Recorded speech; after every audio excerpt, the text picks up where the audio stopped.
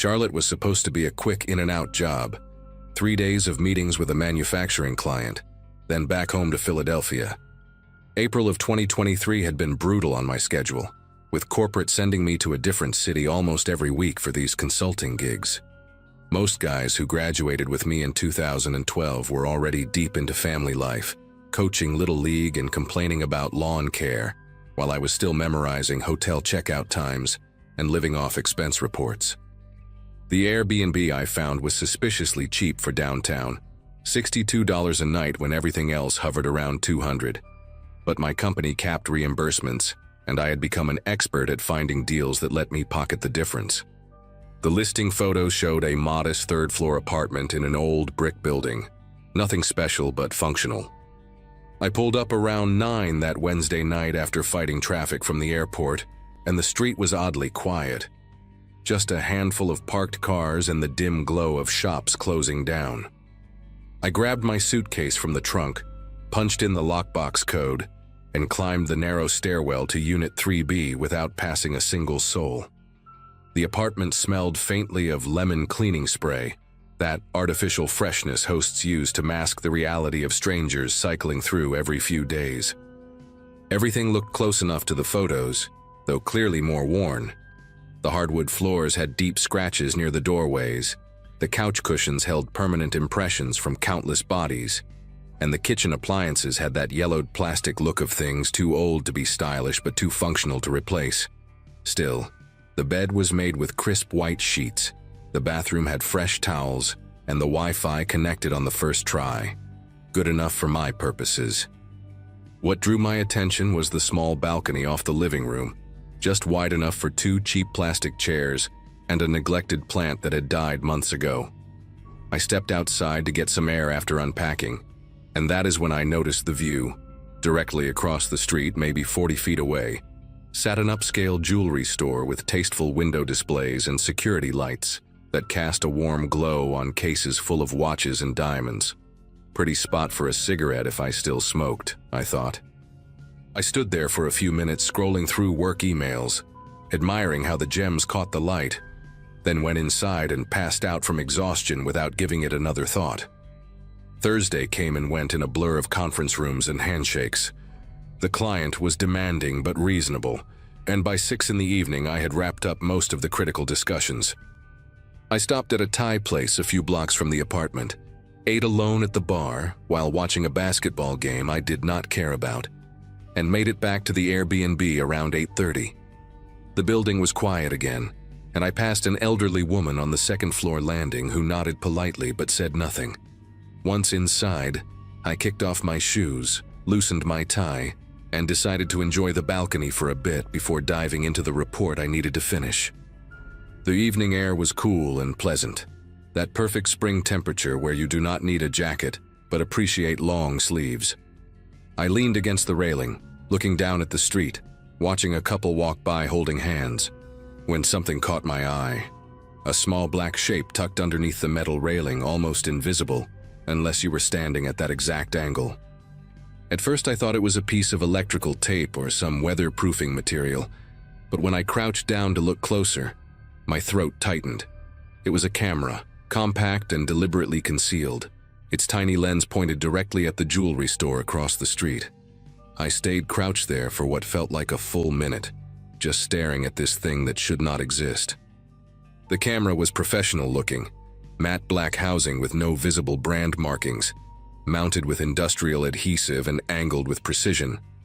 This was not some random security measure a paranoid landlord might install. It was pointed outward, not at the apartment entrance or the balcony itself. Someone had placed it there specifically to watch that jewelry store, and they had done it carefully enough that a casual guest would never notice.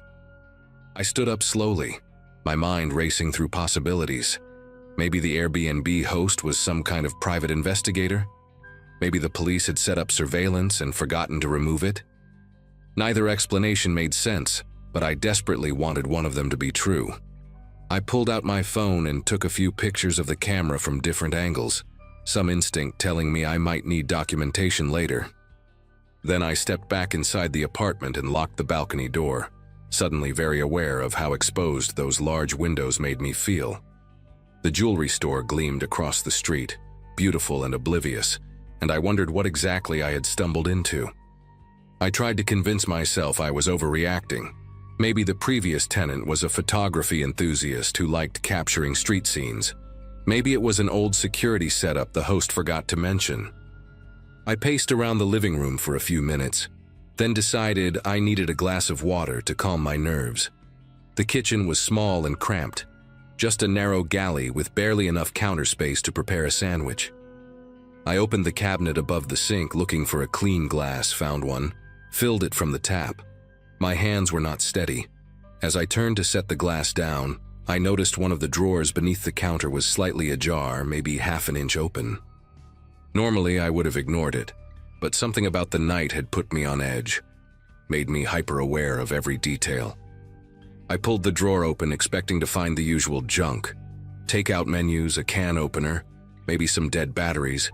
Instead, I found a folded city map, the kind you pick up for free at gas stations, worn at the creases like it had been opened and closed dozens of times. Beneath it sat a small spiral notebook with a black cover, the type students use for class notes. I should have closed that drawer and walked away. I should have minded my own business and gone to bed.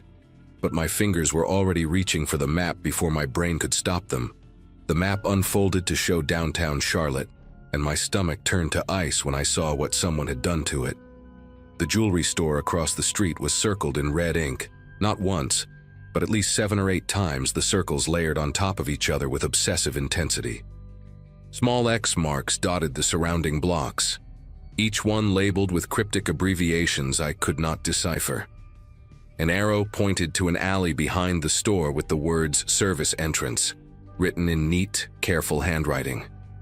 I set the map aside and opened the notebook with fingers that had gone numb. The first few pages contained what looked like a schedule.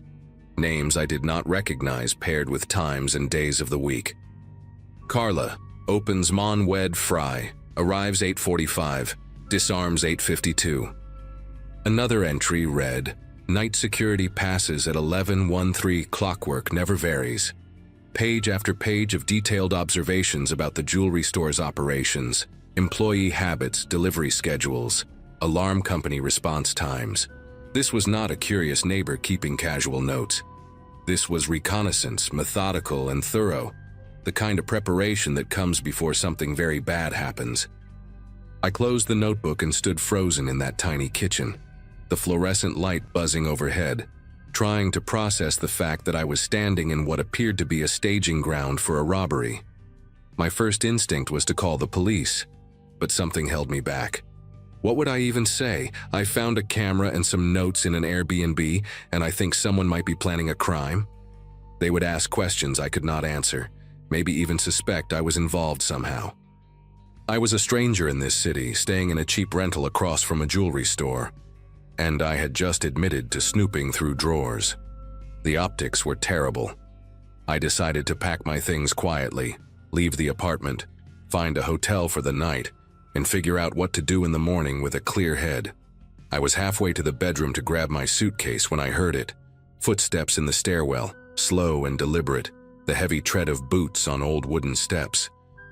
The building had been silent all evening, and these footsteps were not the casual pace of someone coming home after a long day. They were measured, purposeful, and they stopped on the 3rd floor landing. I stood perfectly still in the middle of the living room, holding my breath, listening. Voices now, low and muffled, at least 2 different people speaking in hushed tones right outside my door. I could not make out the words, but the rhythm was unmistakable. This was a conversation, not a greeting between neighbors passing in the hall. I moved toward the door as quietly as I could manage, stepping on the edges of the floorboards where they were less likely to creak. The apartment had one of those old doors with a brass peephole, cloudy with age but still functional.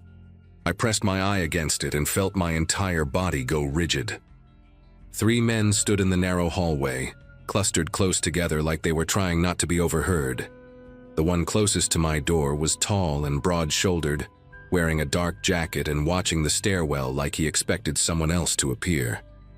The second man was shorter, wiry with a shaved head that gleamed under the dim hallway light. The third stood slightly apart from the others, older than them by at least a decade, with gray at his temples and the calm, patient expression of someone who had done this kind of thing before. The tall one leaned in close to the older man and said something I could not hear. The older man shook his head slowly, then replied in a voice just loud enough to reach me through the thin door. "Check if the renter saw the setup. If he touched the materials, we handle it tonight." The shaved head man reached for my doorknob, and I watched in horror as it began to turn. The deadbolt held. I had locked it out of habit when I came in, the way you do in unfamiliar places without even thinking. The knob twisted left, then right, then stopped. A pause. Someone muttered something about keys, and I heard the older man say, "Bobby has the spare. He is on his way up." I had seconds, maybe a minute at most. My mind went blank with panic, then snapped into survival mode with a clarity I did not know I possessed. The balcony. It was my only option. I moved fast but tried to stay silent, grabbing my phone and wallet from the kitchen counter, leaving everything else behind. The bedroom had a window that faced the same direction as the balcony, and I remembered seeing a fire escape during my brief exploration of the apartment. I slipped into the bedroom and eased the window open, wincing at the soft scrape of wood against wood.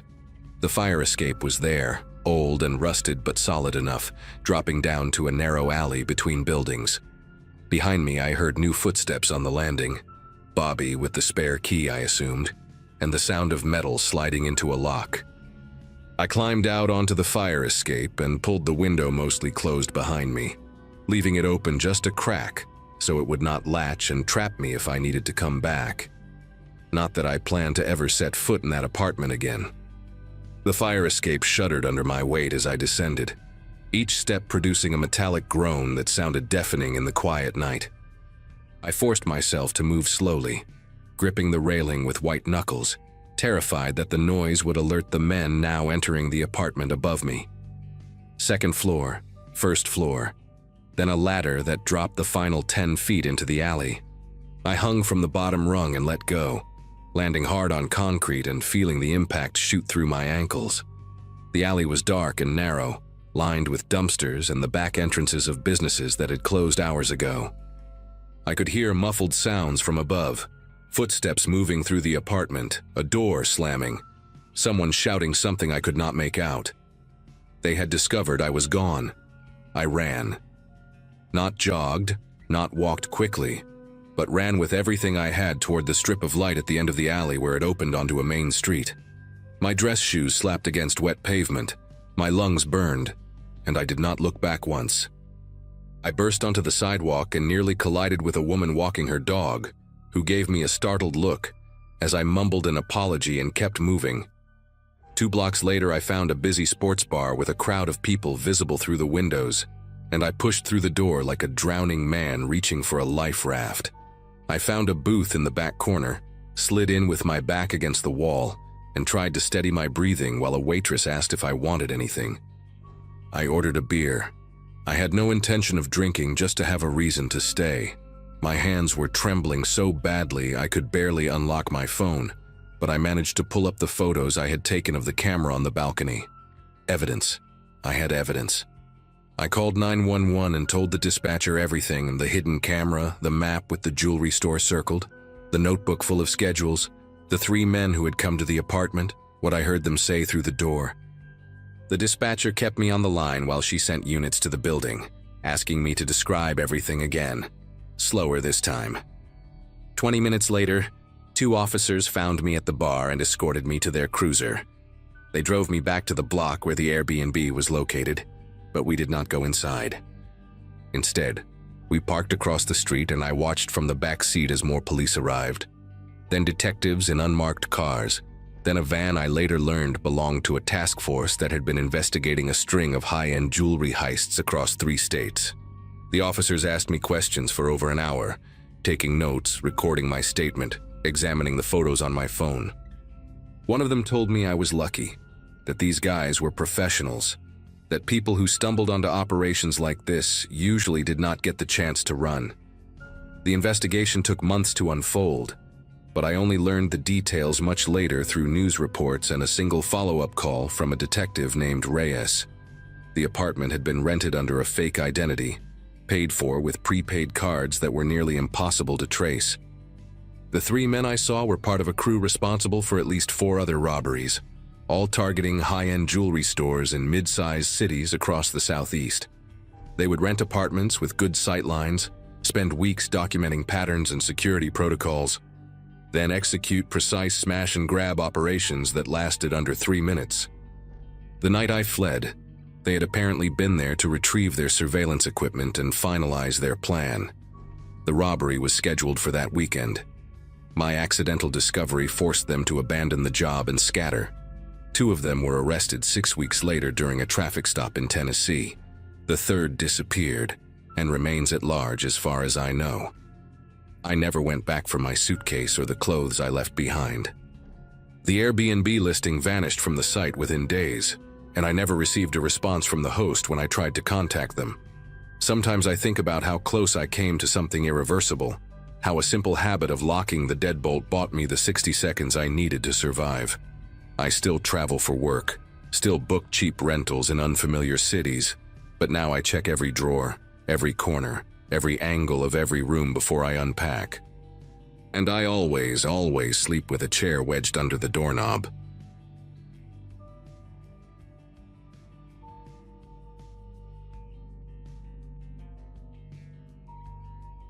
October 2022 had been rough on me in ways I still struggle to articulate. A layoff from the marketing firm where I had worked since graduating college in 2017, followed by the kind of breakup that leaves you staring at your ceiling at 3 in the morning, wondering where exactly everything went wrong. At 26, I found myself with a severance check, an empty apartment that still smelled like my ex-boyfriend's cologne, and an overwhelming need to be anywhere else. My friend Kelsey had been living in Portland for about 2 years, and she kept texting me that I should come visit, that a change of scenery would do me good. So I booked an Airbnb, an upstairs unit in a duplex on Birchwood Road, and decided to drive down from Seattle for a long weekend. The listing looked perfect in that carefully curated way rentals always do online. Exposed brick, a clawfoot bathtub, morning light streaming through tall windows. The reviews were mostly positive, guests praising the quiet neighborhood and the responsive host named Garrett. I packed a duffel bag and left on a Friday afternoon, hoping that a few days away might help me figure out what came next. I arrived at the duplex around 4 in the afternoon, and the place looked even better than the photos. It was an old Victorian painted sage green with white trim, sitting on a tree-lined street where the oaks were just beginning to show their autumn colors. The neighborhood had that established, peaceful quality. People walking dogs, kids riding bikes in driveways. The kind of scene that makes you feel safe without thinking about it. I grabbed my bag from the trunk of my Subaru and walked toward the side entrance that led up to my unit, following the check-in instructions Garrett had sent. That was when the front door of the downstairs unit swung open with enough force to rattle the frame. A man stepped out onto the porch, late 50s, maybe early 60s, with thinning gray hair and hollow cheeks that made his eyes look too large for his face. He wore a flannel shirt buttoned wrong, one side hanging lower than the other, and his gaze fixed on me with an intensity that stopped me cold in the middle of the walkway. Before I could say hello or offer any kind of greeting, he jabbed a trembling finger toward my face and spoke in a voice thick with accusation. "You came back to finish what you started, didn't you?" I stood there for a moment, completely caught off guard, my duffel bag hanging awkwardly from my shoulder. My first instinct was to laugh, because surely this had to be some kind of mistake or maybe even a weird joke. "I'm sorry," I managed to say, keeping my voice light and friendly. "I think you might have me confused with someone else. I just got here. I'm renting the upstairs unit for the weekend." The man's expression didn't soften. If anything, his eyes narrowed further, scanning my face like he was searching for something hidden beneath the surface. He took a step closer to the edge of his porch, close enough that I could see the patchy stubble on his jaw and the dark circles carved deep under his eyes. "That's exactly what you'd say," he muttered, more to himself than to me. "That's exactly what they told you to say." I felt my smile falter, unsure how to respond to that. After an uncomfortable silence that stretched on for what felt like a full minute, he finally turned and retreated back inside, slamming his door hard enough to make the porch railing vibrate.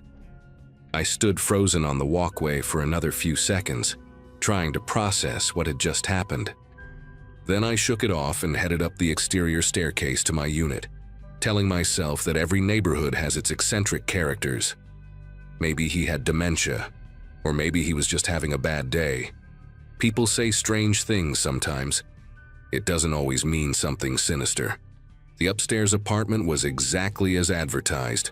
Clean, bright, with that exposed brick wall and the beautiful clawfoot tub I had seen in the photos.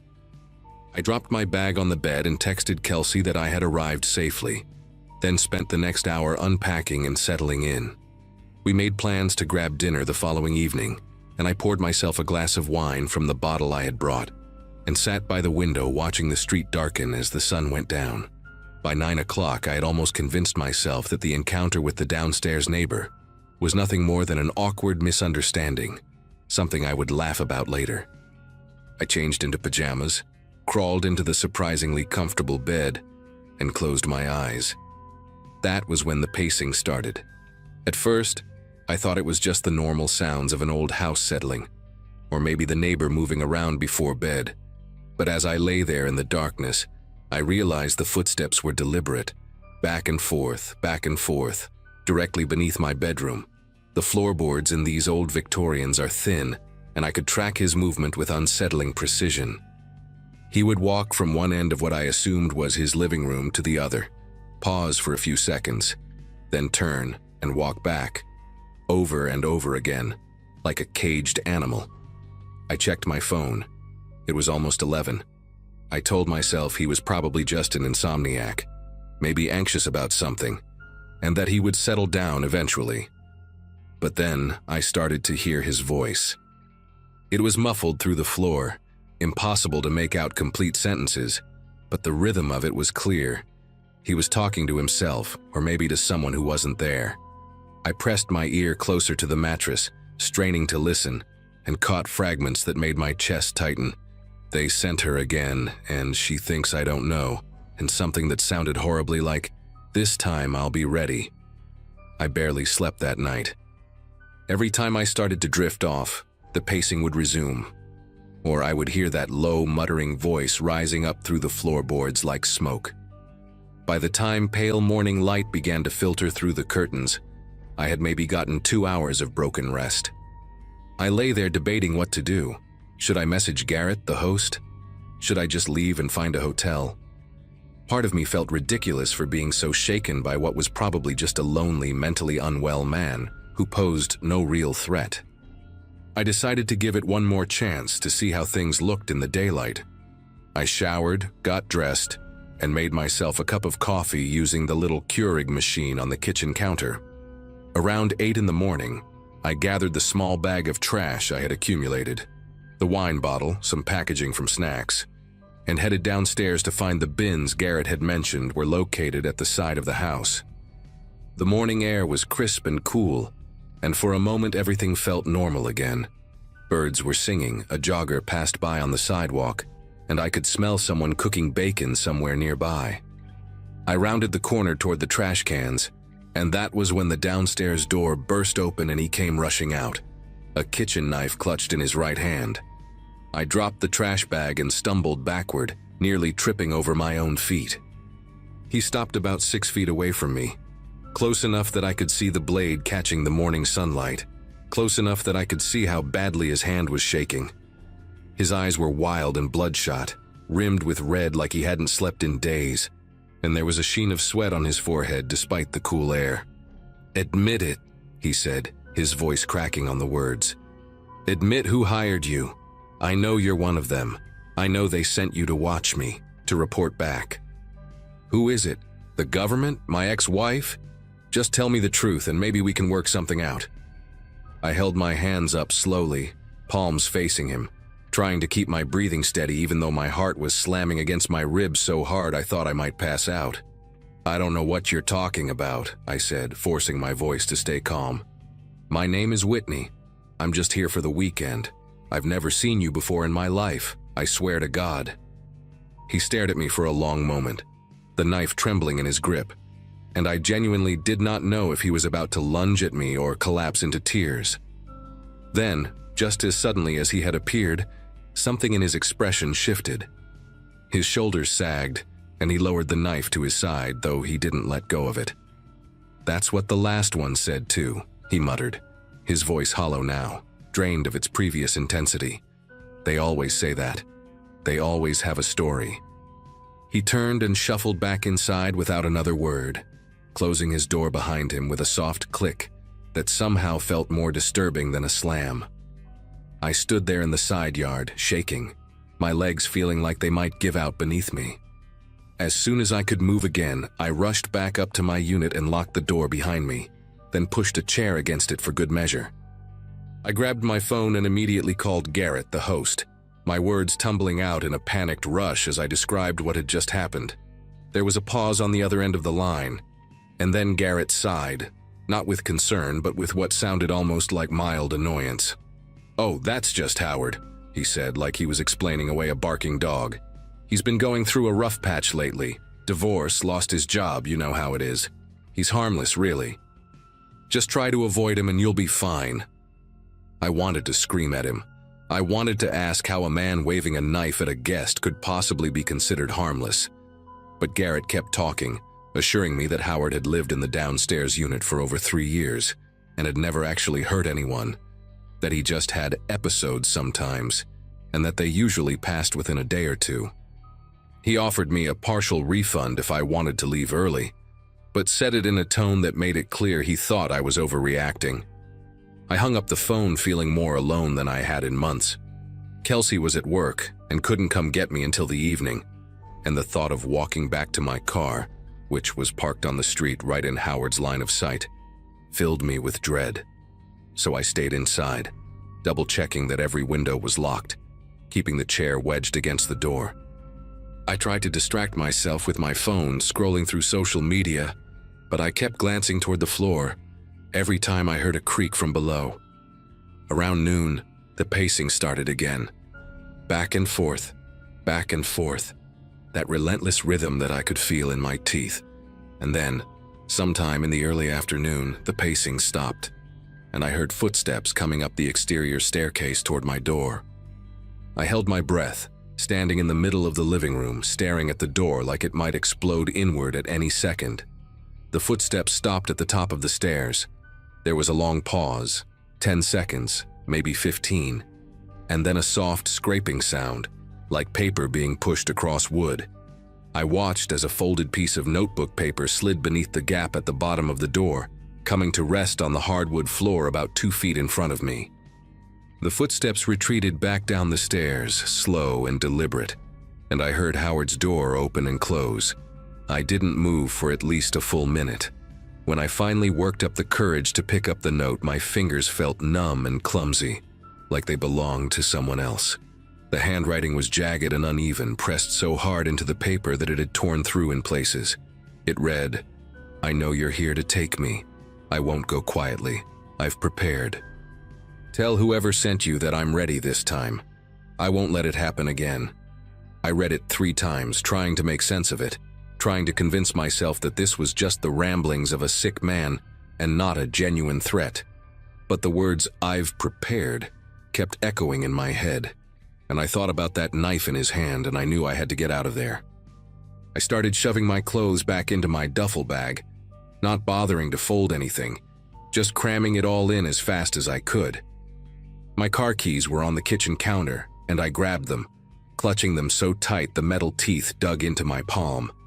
I called Kelsey while I packed, and she picked up on the second ring. "I need you to stay on the phone with me," I said, my voice coming out shakier than I wanted. "I'm leaving right now, and I need someone to know what's happening in case something goes wrong." She asked me what was going on, and I gave her the short version: crazy neighbor, knife, threatening note, and she told me to call the police. I told her I just wanted to get out first, that I could call them from the road, that I didn't want to wait around for them to show up while Howard was downstairs doing God knows what. I zipped up my bag, slung it over my shoulder, and moved the chair away from the door. My plan was simple: get down the stairs as fast as possible, sprint to my car, and drive away without looking back. I took a deep breath, unlocked the deadbolt, and pulled the door open. That was when I heard the downstairs door slam open with a bang that echoed through the whole building. Heavy footsteps pounded up the wooden staircase, fast and furious, shaking the entire structure with each step. I didn't think, I just reacted. I slammed my door shut and threw the deadbolt, then shoved the chair back against it with all my strength. Kelsey was screaming my name through the phone, asking what was happening, and I couldn't even answer her because the footsteps had reached the top of the stairs, and now someone was pounding on my door so hard the hinges were rattling. "I know what you're doing." Howard's voice tore through the wood, raw and ragged and completely unhinged. "You're not taking me. You hear me? I won't let you take me like you took the others." I backed away from the door until I hit the far wall, my phone pressed to my ear, and I finally managed to choke out the words, "Call 911, Kelsey. Call them right now." The pounding continued, rhythmic and relentless, and I could see the door frame starting to splinter where the deadbolt met the wood. I looked around desperately for another way out, and that was when I remembered the window, the one that opened onto a small section of roof over the back porch. I ran to it, shoved it open, and climbed out onto the slanted shingles just as I heard the door finally give way behind me. The roof was steeper than it looked, and the shingles were slick with morning dew. I half crawled, half slid toward the edge, my duffel bag still somehow hanging from my shoulder, my phone clutched in my other hand. Behind me, I could hear Howard crashing through the apartment, knocking things over, screaming about conspiracies and surveillance and people coming to take him away. I reached the edge of the roof and looked down. It was maybe a 10-foot drop to the grass below, maybe less. I didn't let myself think about it. I tossed my bag down first, then lowered myself over the edge, hung by my fingertips for a second, and let go. I hit the ground hard, pain shooting through my ankles, but I was up and running before I even registered it. I sprinted around the side of the house toward my car, fumbling with my keys, not daring to look back. I could hear Howard somewhere behind me now, his voice carrying through the morning air, still ranting about them and the network, and how he wouldn't be taken alive. I reached my Subaru, ripped the door open, threw myself inside and locked it. My hands were trembling so badly it took me 3 tries to get the key in the ignition. When the engine finally roared to life, I peeled away from the curb without even checking for traffic, and I didn't stop driving until I was 3 miles away, parked in the lot of a grocery store, sobbing so hard I could barely breathe. The police found Howard inside the upstairs unit, sitting on the floor of the living room with the knife still in his hand. He didn't resist when they arrested him. Kelsey had called 911 the moment she heard the door break down, and the officers arrived within 8 minutes, an eternity when you're running for your life, but fast enough that he didn't have time to flee. I gave my statement from the grocery store parking lot, still shaking, still crying, and a detective called me later that evening to fill in the gaps. Apparently, Howard had been in and out of psychiatric facilities for years. He suffered from severe paranoid schizophrenia, and he had stopped taking his medication about 2 months before I arrived. Garrett, the host, knew about his condition, but thought he could manage the situation because Howard had been stable for a while. The detective told me I was lucky, that Howard had made similar accusations against a previous guest 6 months earlier, a woman who had cut her stay short after he followed her to her car. No charges were filed that time because she just wanted to forget it happened. I still think about that sometimes, about how close I came to being another story that got swept under the rug. I left a detailed review on the Airbnb listing, warning other travelers, and reported Garrett to the platform. The listing was taken down a few weeks later. I never went back to Portland, and even now, 2 years later, I still check the locks twice before bed. I still flinch when I hear footsteps on stairs. Some fears, once they find you, never really let go.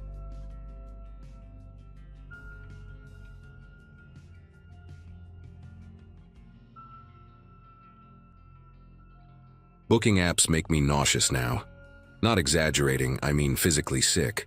Friends ask me to join them on trips, and I make up excuses because I cannot explain what happened in April 2018 without sounding paranoid or crazy. At 26, right after a messy breakup that left me hollow, I decided solo travel would fix me. A co-worker had done this whole backpacking thing through Eastern Europe and kept sending photos of cheap hostels and empty beaches. I had savings from my consulting work, the flexibility to be remote for a few weeks, and nothing keeping me home anymore. So I picked a small coastal country I had only seen mentioned in budget travel blogs. Off the tourist radar, beautiful old towns, and prices that seemed almost too good. I told myself it would be an adventure, a reset. I found this apartment listing on one of those rental platforms. Nothing fancy but cheap. Around 40 euros a night for a one-bedroom in a town with a name I still cannot pronounce right. The reviews were decent, maybe 15 total, all short and generic but positive enough. The host called himself Bogdan, responded fast, seemed helpful through the app messages. He sent the address and a lockbox code for the key. My flight had 2 connections, and by the time I landed, it was already dark outside. A bus took me from the airport to the town center. Then I walked maybe 20 minutes dragging my suitcase over uneven cobblestone, using my phone GPS to navigate. The building looked old, 5 or 6 stories, with a heavy wooden door that groaned when I pushed it. Inside, the stairwell reeked of cigarette smoke mixed with something damp, and the lights operated on a timer that clicked off every 30 seconds, leaving me standing blind between floors while I scrambled to find the next switch. The apartment was on the 4th floor. I got the key from the lockbox, let myself in, and immediately felt relieved. It looked exactly like the photos, maybe even a bit nicer. Clean, small kitchen, a bed that seemed comfortable enough.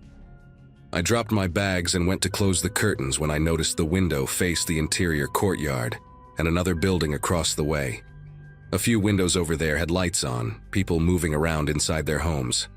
Normal stuff. I showered, ate some crackers I had packed, and decided to head out to grab a real meal since I had seen a few restaurants still open near the bus stop. It was around 10 at night, cold but not freezing, and the streets were mostly empty. I found a place that had English on the menu, ordered some kind of meat dish using hand gestures and my translation app, and ate quickly. The waiter was polite but did not speak much English. I paid in cash, left a tip, and started walking back. That is when I first saw them. 2 men standing near the entrance of my building, right by the heavy wooden door. They were not doing anything specific, just standing there smoking, talking quietly to each other. One was tall and thin, maybe in his 40s, wearing a dark jacket. The other was shorter, stockier, with a shaved head and a tracksuit. I would not have thought twice about it except for the way they both stopped talking and turned to look at me as I approached. Not a casual glance, but a direct stare that followed me as I punched in the building code and pushed the door open. I felt their eyes on my back as I stepped inside. The door closed behind me, and I stood in the dark stairwell, heart beating faster than it should have been. I told myself I was being paranoid. Jet lag, unfamiliar place, my mind playing tricks. But something about the way they watched me, like they were expecting me, stuck with me as I climbed those 4 flights of stairs in the clicking darkness. I slept badly that night, kept waking up to sounds I could not identify.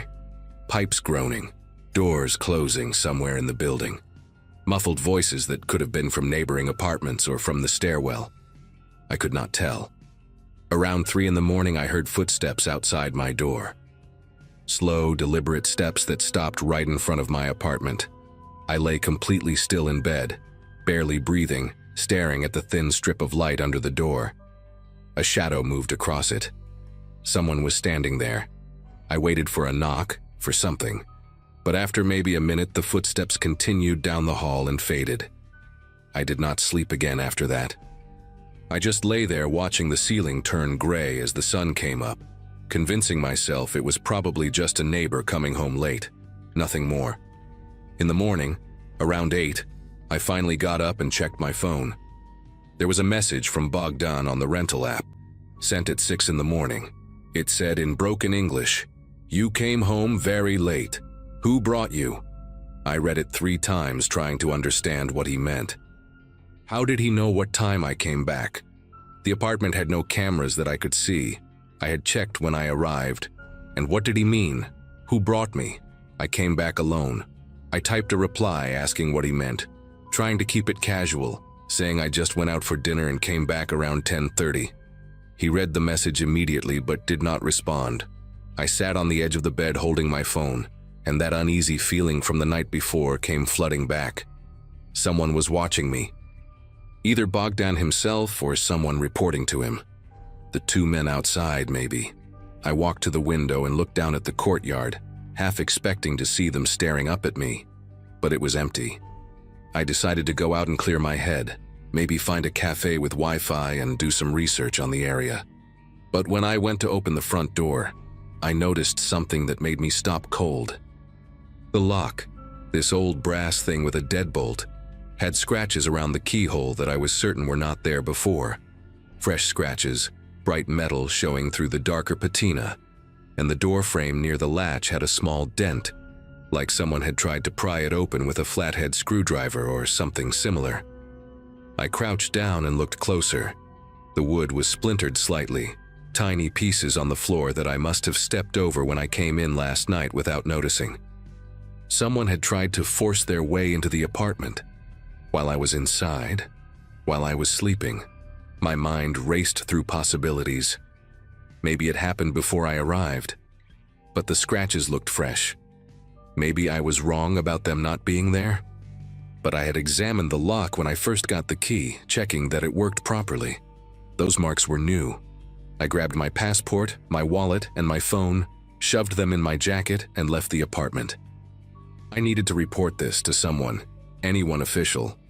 I used my translation app to figure out where the nearest police station was, about a 15-minute walk toward the center of town. The morning was bright, and the streets had more people now, locals going about their business, and I started to feel a bit calmer. Maybe I was overreacting. Maybe Bogdan had sent someone to check on the apartment and they had trouble with the lock. There had to be an explanation. The police station was a small building with a faded sign I could not read, and inside there was a front desk with a woman in uniform who looked up at me with zero expression. I tried to explain in English what happened, showing her photos I had taken of the lock and the door frame. She called over a male officer who spoke a little English, and I went through it all again. The scratches, the message from the host, the men watching me. He listened, nodded, then exchanged a look with the woman that I did not like at all. The officer told me I probably misunderstood the situation, that old buildings have old locks and scratches are normal, that the host was probably just being friendly, checking on his guest. He suggested maybe I was tired from traveling and seeing things that were not there. His tone was not rude exactly, but dismissive in a way that felt deliberate, like he was reading from a script. I asked if they could at least send someone to look at the door, to document the damage. He said they were very busy, that this was not a priority matter, that I should talk to my host about getting the lock fixed. The woman behind the desk had gone back to her paperwork and was not even looking at me anymore. I stood there for a moment not knowing what else to say. I thanked them, which felt stupid, and walked out. The sun was still bright, but the streets did not feel safe anymore. I had this growing certainty that I was completely alone in whatever was happening, that no one was going to help me, and that going back to that apartment was a terrible idea. But my stuff was there. My laptop, my clothes, my charger. I could not just leave everything behind. I stopped at a small grocery store and bought water and some food, enough for a day, thinking maybe I could just stay inside and book a bus or train out of there for the next morning. I would eat the cost of the remaining nights. I did not care. When I got back to the building, I checked the entrance carefully before going in. No one around. I climbed the stairs fast, got inside the apartment, and locked the door behind me. Deadbolt, chain, everything. I pushed a chair against the door too, which felt paranoid but also necessary. Then I sat on the bed and started searching for transportation out of town. The Wi-Fi was slow and kept cutting out, and the booking sites were confusing, half in the local language even when I switched to English. I finally found a bus leaving at 7 the next morning, about 10 hours away, and booked a ticket. I just had to make it through one more night. That was all. One more night and I would be gone. I messaged Bogdan saying I had a family emergency and needed to leave early, hoping that would explain my sudden departure without raising suspicion. He read it, but again did not reply. Around 4 in the afternoon, someone knocked on the door. 3 firm knocks, official sounding. I stayed quiet, not moving from the bed. Then a voice, a man speaking in accented English. He said he was police, that he needed to verify my documents, routine check for foreign visitors. My first thought was relief. Maybe the station had sent someone after all. But then I remembered the officer saying they were too busy, that it was not a priority. I got up slowly and looked through the peephole. A man in a dark uniform stood in the hallway, but something was wrong. The uniform did not look like what the officers at the station were wearing. Different color, no visible badge. He knocked again and repeated himself, saying he needed my passport for verification, that it would only take a minute. I asked him to slide his identification under the door. There was a pause. Then he said it was not necessary, that I should just open the door and this would be quick. His tone had changed, harder now, impatient. I told him I would call the station to confirm. Another pause, longer this time. Then footsteps, walking away. I watched through the peephole until he disappeared down the stairs. My hands were trembling as I grabbed my phone and tried to find the number for the police station. But when I finally got through, the woman who answered did not understand my English, and I could not make the translation app work fast enough. I gave up after a few minutes of useless back and forth. An hour later, maybe a bit more, I got a message from Bogdan. This time he wrote that I owed additional fees, something about local tourist taxes that were not included in the original booking. He said it was 200 euros and that someone would come to collect it this evening. I knew it was fake. I had researched the area before booking and there were no such fees, nothing like that amount anyway. I typed back saying I had already paid everything through the app and would not be paying anything else. He responded immediately this time. Just one line. Better you pay. Easier for everyone. I stared at those words for a long time. It was not a suggestion. It was a threat. I looked around the small apartment, at the chair still pushed against the door, at the window facing the courtyard, at my suitcase half packed on the floor. The sun was starting to go down and the room was getting darker. I thought about calling the embassy, but I did not even know if there was one in this country, or how long it would take them to do anything. I thought about just grabbing my bag and running to the bus station, spending the night there if I had to. But the bus did not leave until 7 in the morning, and I did not know if the station was even open overnight or safe to stay in. Around 9 that night they came. I heard them before I saw anything. Footsteps on the stairs, more than one person, and then they stopped outside my door. A soft knock, almost polite, then a voice I recognized, the same accent as the fake officer but different, rougher. He said my name, pronounced it wrong but close enough. Said they were there to collect what I owed, that I should open the door and we could sort this out like adults. I did not answer, did not move. Another knock, harder this time. Then the second voice, the one I had not heard before, said something in their language to the first guy. I heard what sounded like metal touching metal near the lock. They were trying to get in. I grabbed my phone and did the only thing I could think of. I started a video, pointed it at the door, and said out loud in English that I was recording, that I had contacted my embassy, that people knew where I was. Complete lies, all of it. But I said it loud and clear. The sound stopped. Silence for maybe 10 seconds that felt like an hour. Then the first voice again, calm now, almost amused. He said, okay, no problem. Said I should enjoy my stay. And then footsteps again, going down, getting quieter until I could not hear them anymore. I sat on the floor with my back against the bed, phone still recording, and I did not move for the rest of the night. I did not sleep. I barely blinked. I just sat there in the dark, watching the strip of light under the door, waiting for the shadows to come back. They never did. At 5 in the morning, when the sky started getting light, I grabbed my suitcase and left everything else behind. Charger, some clothes, a book I had been reading. I did not care. I walked to the bus station through empty streets, jumping at every sound, every person I passed. The station was open, a few other travelers sitting on benches looking half asleep. I found a corner where I could see all the entrances, and I waited. The bus came at 7, exactly on time, and I got on without looking back. I did not feel safe until we crossed the border into the next country, 3 hours later. Even then, I kept checking behind me, kept expecting to see that tall man in the dark jacket or the one with the shaved head. But they were gone. Or maybe they just found someone else.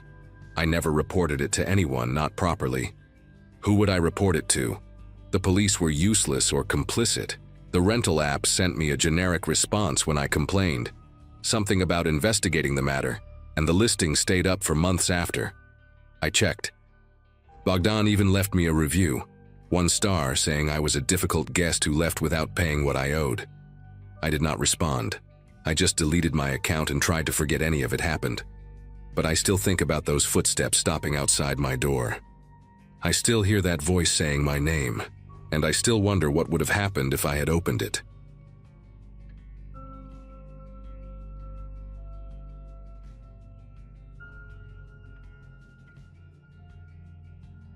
Renting out my basement seemed like the smartest financial decision after my divorce finalized in early 2023. My daughter had just started college at Ohio State, and between tuition payments and the mortgage on a house I probably should have sold, the extra income from short-term rentals felt like a lifeline. The basement suite was perfect for it. Separate entrance through the side gate, its own bathroom, a small kitchenette I had installed myself over one weekend. My buddies from the fire station where I worked as a dispatcher thought I was crazy for letting strangers sleep 15 feet below my bedroom. But after hosting maybe 40 or 50 guests over 8 months without a single issue, I figured I had the system down. Background checks, verified profiles, a strict no parties policy written in bold on the listing. What could go wrong with a couple booking a weekend for a work trip, right? They showed up on a Friday afternoon in late October, and I remember thinking they looked almost too ordinary. The man introduced himself as Craig, mid-40s maybe, with a firm handshake and the kind of forgettable face you see in insurance commercials. The woman beside him, Tamara, she said, barely made eye contact, just smiled politely while clutching a leather overnight bag against her chest like it contained something precious. They drove a silver Nissan Altima with Kentucky plates. Nothing flashy, nothing suspicious. I gave them the standard tour, showed them how to work the thermostat, pointed out the fire extinguisher under the sink because old habits die hard. Craig asked about the neighborhood, whether it was quiet at night, and I told him this was the most boring street in Columbus. Nothing ever happened here. He laughed at that, this short little chuckle that seemed genuine enough at the time. I handed over the keys and told them to enjoy their stay, then went upstairs to heat up leftover pasta and watch the Buckeyes lose another game. If I had paid closer attention to the way Tamara kept glancing at the windows, measuring them with her eyes, maybe I would have seen what was coming. Friday night passed without incident. I heard them moving around down there, normal sounds, footsteps, the TV mumbling through the floorboards, water running through the pipes. Saturday morning I left early for a 12-hour shift at the station, and when I came back around 11 that night, the house was dark and quiet. I figured they had gone to bed early, maybe tired from whatever work thing brought them to town. I made myself a sandwich, answered a few texts from my daughter complaining about her roommate, and crashed hard. It was around 2 in the morning when the thumping woke me up. Not loud exactly, but rhythmic, like someone was moving furniture or dragging something heavy across the basement floor. I lay there for a few minutes, staring at the ceiling, telling myself it was nothing. People shuffle around at night, especially in unfamiliar places. But then I heard voices. Not just 2 voices, but several, layered on top of each other, a low hum of conversation punctuated by occasional laughter. I sat up in bed and checked my phone, half expecting a message from Craig apologizing for having a friend over. Nothing.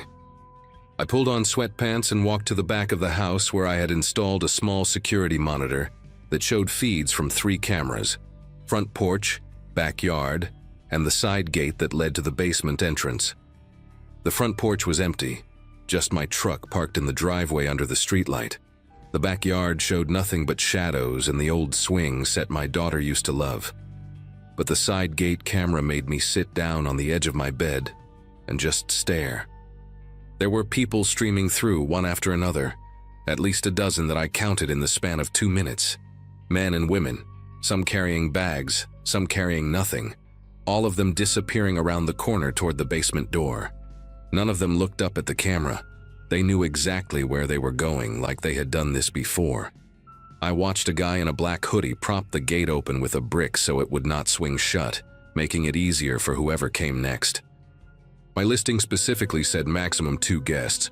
I had charged Craig for 2 people. And now there were at least 15 strangers in my basement, and I had no idea what they were doing down there. I spent the next hour going back and forth with myself about what to do. Part of me wanted to march down there and demand everyone leave, but another part, the part that had worked emergency dispatch long enough to hear how quickly situations turn violent, told me to wait until morning. These were not college kids throwing a house party. The people I saw on that camera moved with purpose, silent and organized. Around 3:30, the thumping stopped, and the voices faded to nothing. I finally fell into a shallow sleep with my phone clutched in my hand, the security app still open. When I woke up at 7, pale Sunday light coming through the blinds, I went straight to the back window that overlooked the yard. What I saw made me grab the windowsill just to steady myself. The grass was covered in trash, beer bottles, plastic cups, fast food wrappers scattered everywhere like confetti after a parade. But that was not the worst part. Near the fence, maybe 10 feet from my daughter's old swing set, there was a blackened circle in the grass about 3 feet wide, scorch marks. And in the center of that circle, I could see the melted remains of fabric, clothing, maybe, or sheets, twisted into unrecognizable shapes. I threw on shoes and went outside, not even bothering with a jacket despite the October chill biting through my t-shirt. The smell hit me before I even got close to the burn site. Chemical, acrid, nothing like a normal bonfire. I crouched down and looked at the melted fabric, trying to figure out what it had been. There were buttons mixed into the ash, and what looked like a zipper fused into a warped line of metal. Someone had burned clothes down here deliberately, in the middle of the night while I slept 15 feet above them. I pulled out my phone and took pictures of everything. The trash, the scorch marks, the bottles that I now noticed were not just beer but also empty containers of rubbing alcohol and acetone. My hands were steady, but something inside my chest felt like it was vibrating at a frequency I could not control. I walked around to the side gate, still propped open with that brick, and stood in front of the basement door. I could hear movement inside, soft footsteps, someone talking in a low murmur. I knocked 3 times hard, using the side of my fist the way I learned to do back when I volunteered as a firefighter, before switching to dispatch. Craig opened the door about 6 inches, just enough for me to see half his face. He looked different than he had on Friday. His eyes were bloodshot, his jaw tight, and there was a sharpness in his expression that had not been there before. Behind him, I caught a glimpse of Tamara sitting on the edge of the bed, and next to her stood a man I had never seen, heavy-set with a shaved head and tattoos crawling up his neck. The smell coming from inside was wrong, a mix of sweat and something chemical that reminded me of the burn pile in the yard.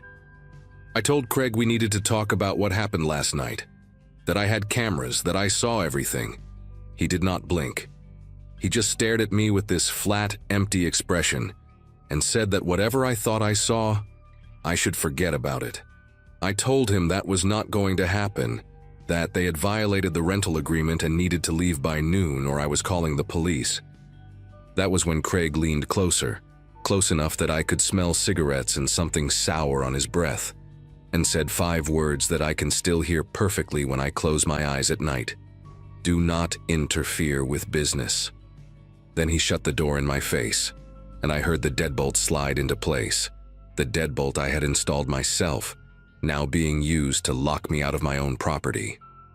I went back upstairs and called the police non-emergency line, figuring this was a civil matter, an eviction situation at worst. The officer who showed up 40 minutes later was young, maybe mid-20s, with the kind of polite disinterest that told me he had already decided this was not worth his time. I showed him the pictures on my phone, walked him around to see the burn site and the trash, explained about the cameras and the crowd of people I had seen entering in the middle of the night. He nodded along, took a few notes, then knocked on the basement door himself. Craig answered with a completely different demeanor, friendly, apologetic, laughing about how they had invited a few friends over and things got a little out of hand.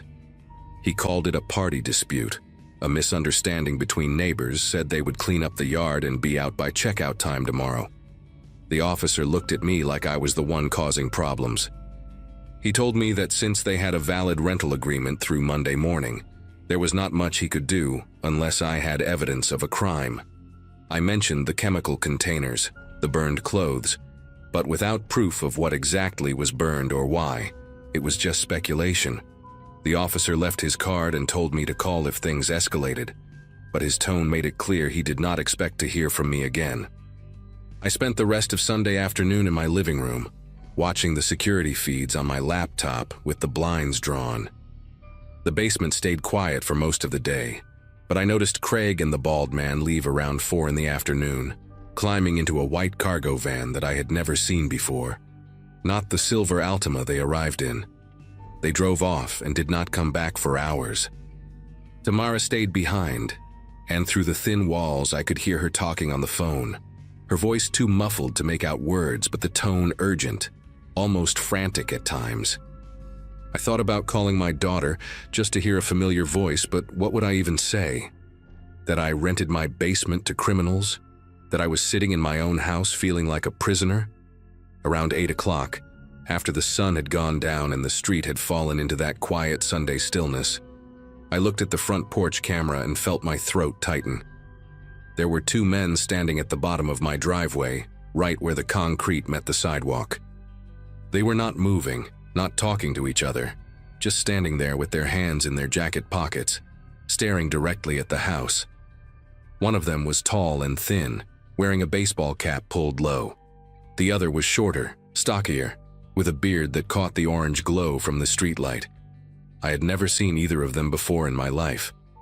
I watched those 2 men for almost 20 minutes, waiting for them to do something, approach the house, leave, anything. But they just stood there, motionless, their eyes fixed on my front windows like they were waiting for a signal.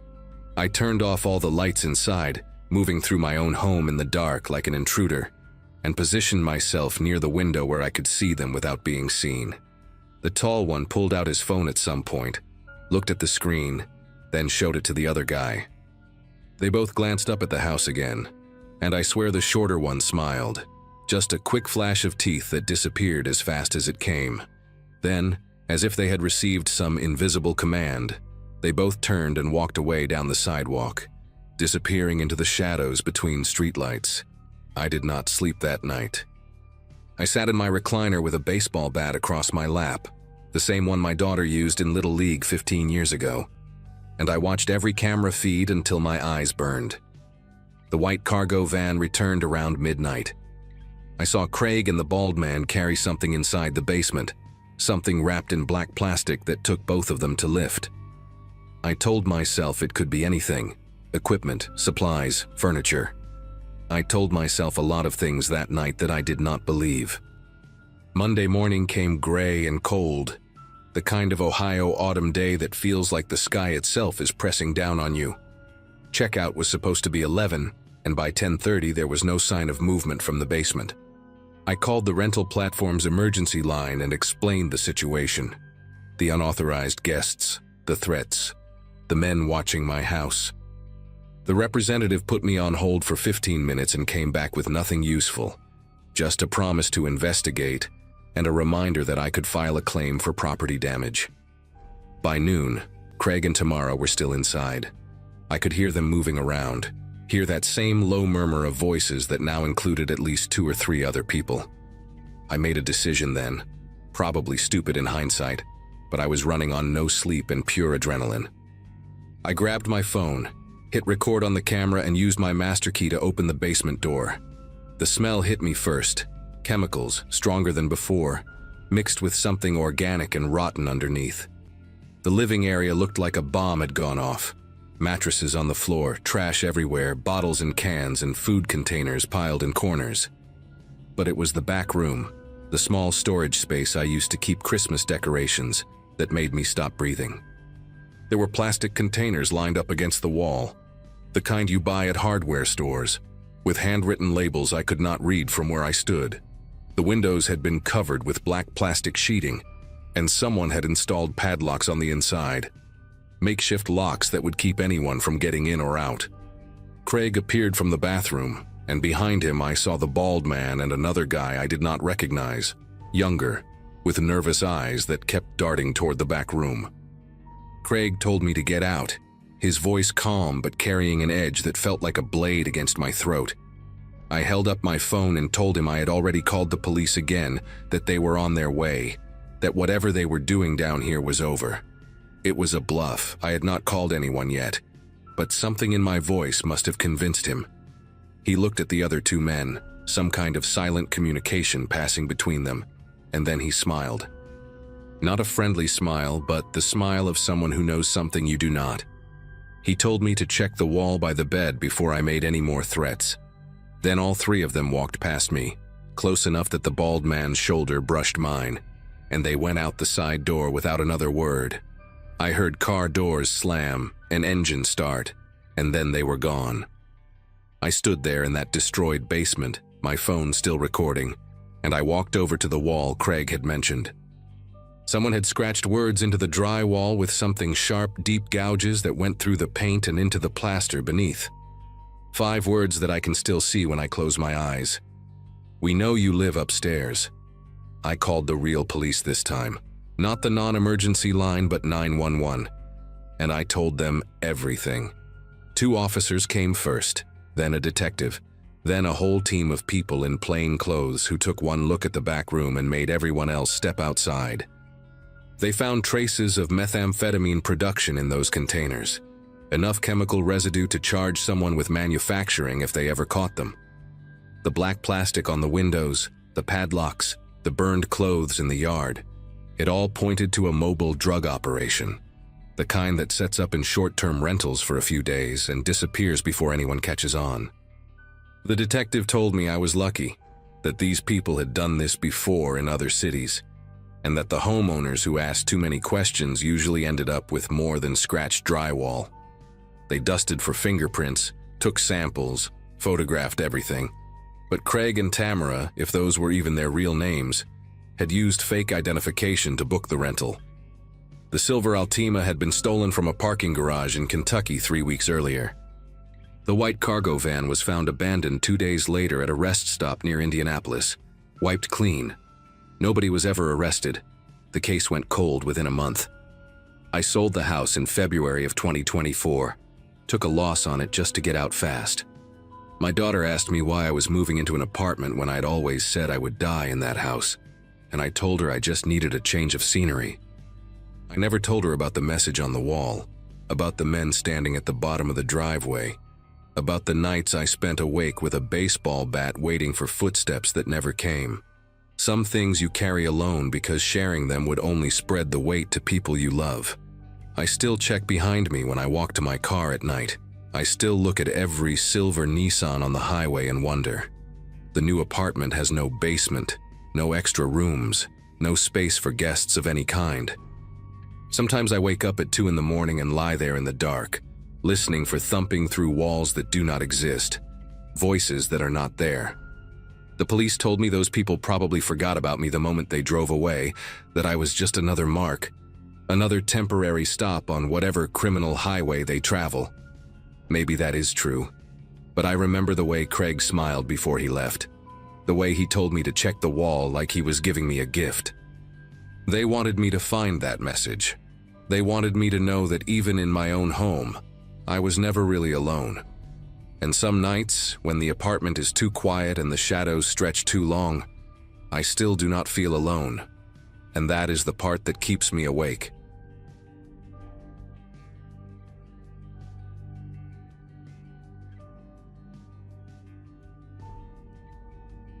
After 7 years of grinding through tax season after tax season at an accounting firm in Denver, I had finally done it, saved enough for a real trip.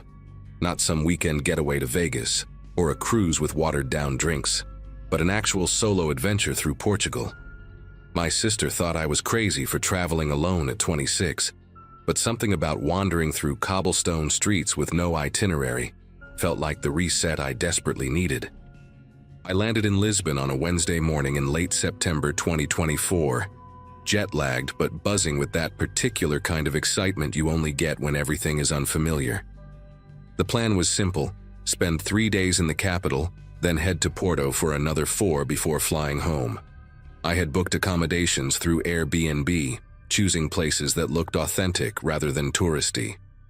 For Porto, I found what seemed like a steal: a private room inside a 19th century townhouse in the Ribeira district, hosted by a man named Gaspar who had dozens of 5-star reviews praising his hospitality and local recommendations. When I arrived at the address on that Sunday afternoon, the house exceeded my expectations in ways that made me giddy. It sat on a narrow street that wound up from the Douro River, its blue and white azulejo tiles gleaming in the autumn sun. Gaspar greeted me at the heavy wooden door with a warm handshake and a smile that crinkled the corners of his eyes.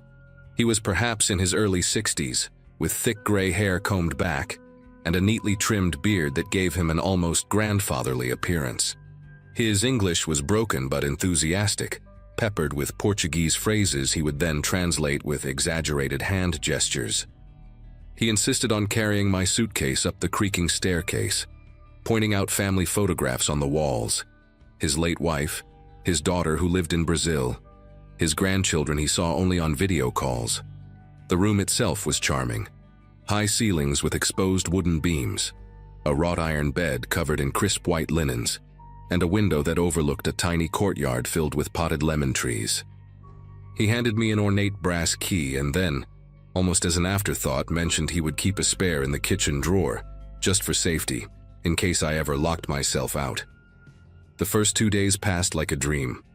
I wandered through the Livraria Lello, ate francesinha at a tiny restaurant where the owner kissed my cheeks like I was family, and watched the sunset paint the Douro River in shades of copper and rose. Gaspar was attentive in a way I initially found endearing. He would ask about my plans each morning over coffee, recommending hidden gems and warning me about pickpockets near the train station. But by the second evening, his questions became more specific. Where exactly was I going? What time would I return? Had I told anyone back home about staying here? I brushed it off as cultural difference, maybe even loneliness from an old man whose family lived an ocean away. When I mentioned I was meeting a group from my hostel in Lisbon for dinner, he frowned slightly and said it was dangerous for a woman to walk alone after dark. He offered to wait up for me, to make sure I got home safe. I thanked him, but declined, laughing nervously as I grabbed my jacket and headed out into the cool evening air. That night I came back earlier than expected, around 9:30 instead of 11, because one of the girls in the group had gotten food poisoning and everyone decided to call it an early night. The narrow street was quiet except for a television flickering blue through a neighbor's window. I unlocked the front door as quietly as I could, not wanting to disturb Gaspar if he had already gone to bed. But as I climbed the stairs, I heard footsteps above me, quick and shuffling, followed by the distinct creak of my bedroom door. My heart began pounding against my ribs as I reached the landing. There, standing in my doorway with my backpack clutched against his chest, was Gaspar. For a moment, neither of us moved. His expression shifted through several emotions: surprise, something that looked almost like fear, and then a smile that spread too slowly across his face. He explained, his voice overly casual, that he had noticed my window was not closing properly and wanted to check on it before the rain came. He set my backpack down on the bed, patted it twice like it was a sleeping pet, and wished me a good night before shuffling past me down the hallway. I stood there for what felt like minutes, my pulse thundering in my ears, trying to convince myself that I had misread the situation entirely. I barely slept that night. Every creak of the old house made me jolt awake, and I found myself staring at the gap beneath my door, watching for shadows. I had pushed the heavy wooden dresser in front of it before getting into bed, telling myself I was being paranoid, that Gaspar was just an odd but harmless old man. But when morning light finally crept through the curtains, I checked my backpack and found everything seemingly in place. My passport, my wallet, my emergency cash hidden in a zippered pocket inside my toiletry bag. Nothing was missing. I almost laughed at myself, at the dramatic American girl who watched too many true crime documentaries. I decided I would stay the remaining 2 nights as planned, but keep my distance from Gaspar. Spend more time out of the house, maybe even find a cafe with Wi-Fi where I could work on editing the hundreds of photos cluttering my phone. I grabbed my phone from the nightstand to check my messages, and that was when I noticed it. The small tray on the side of the device was slightly ajar, and when I pulled it open, the slot was empty. My SIM card, my only connection to calling and texting without Wi-Fi, was sitting neatly on the wooden desk across the room, propped against the base of a ceramic lamp like someone had placed it there deliberately for me to find. My mind raced through explanations that made sense. Maybe I had taken it out myself and forgotten. Maybe it had fallen out somehow and Gaspar had found it on the floor and placed it there for me. But I knew neither of those things was true. I remembered using my phone to text my sister right before falling asleep. Remembered the little green bubble confirming the message had sent. Someone had removed that SIM card while I slept, while the dresser blocked the door, which meant they had either moved the furniture without waking me, or they had come through another way. I walked to the window and examined the latch. It was old, the kind that could be jimmied open with a butter knife, and the frame showed faint scratches that I had not noticed before.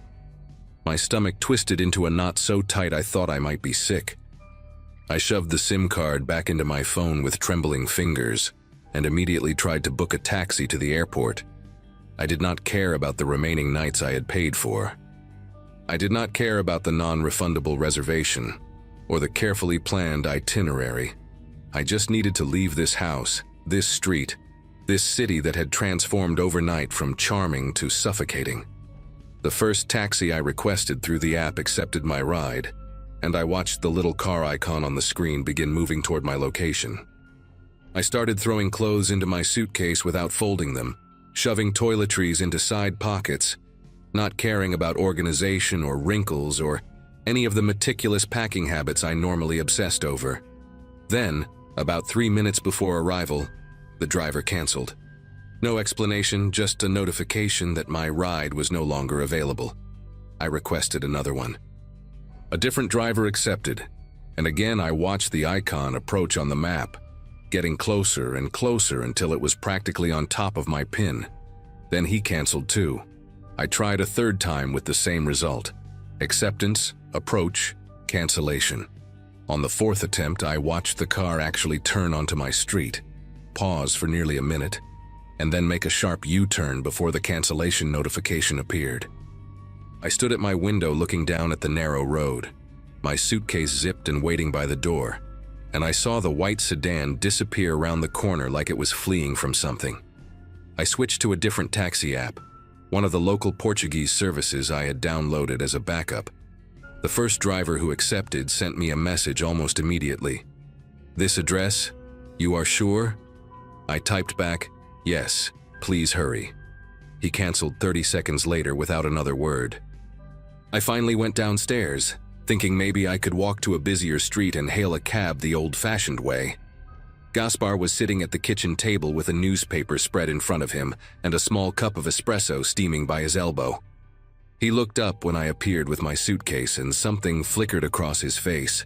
Not surprise exactly, but a kind of resigned disappointment, like a parent catching a teenager sneaking out past curfew. He asked if I was leaving early, and I told him there was a family emergency back home, that I needed to catch the next flight to Denver. He nodded slowly, folding his newspaper with deliberate care, and said that was very unfortunate because the neighborhood had been having some problems lately.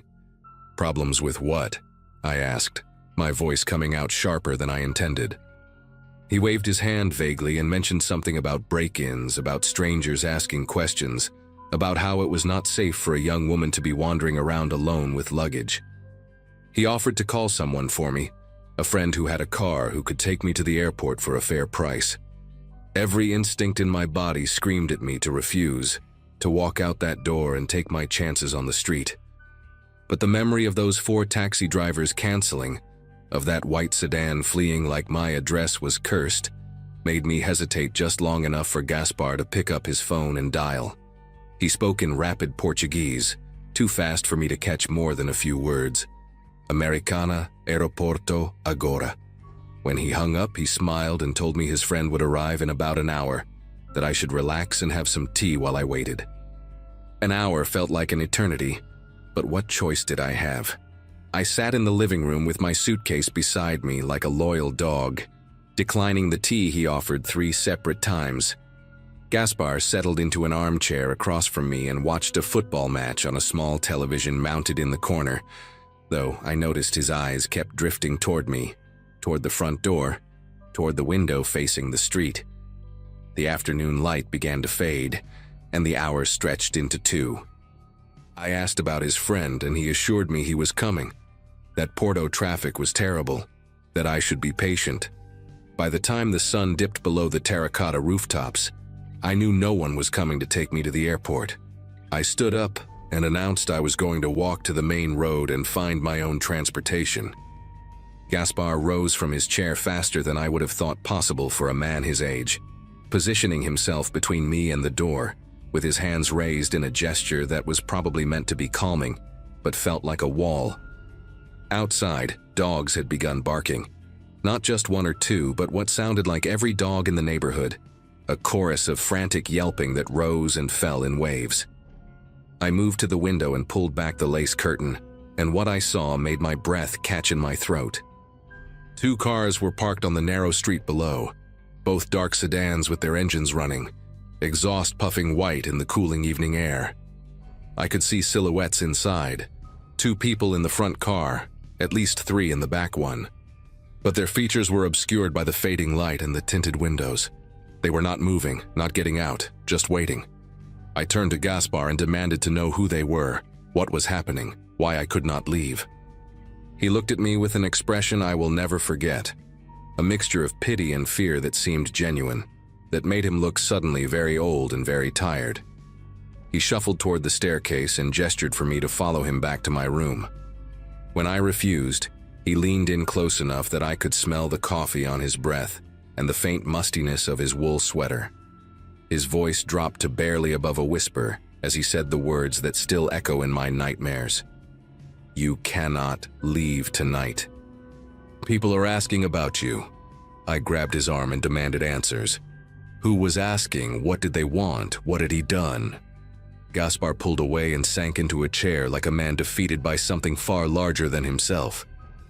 In halting English mixed with Portuguese I could barely follow, he explained that he owed money to certain people, the kind of people who did not take no for an answer, the kind who noticed when young foreign women with American passports stayed alone in houses they controlled.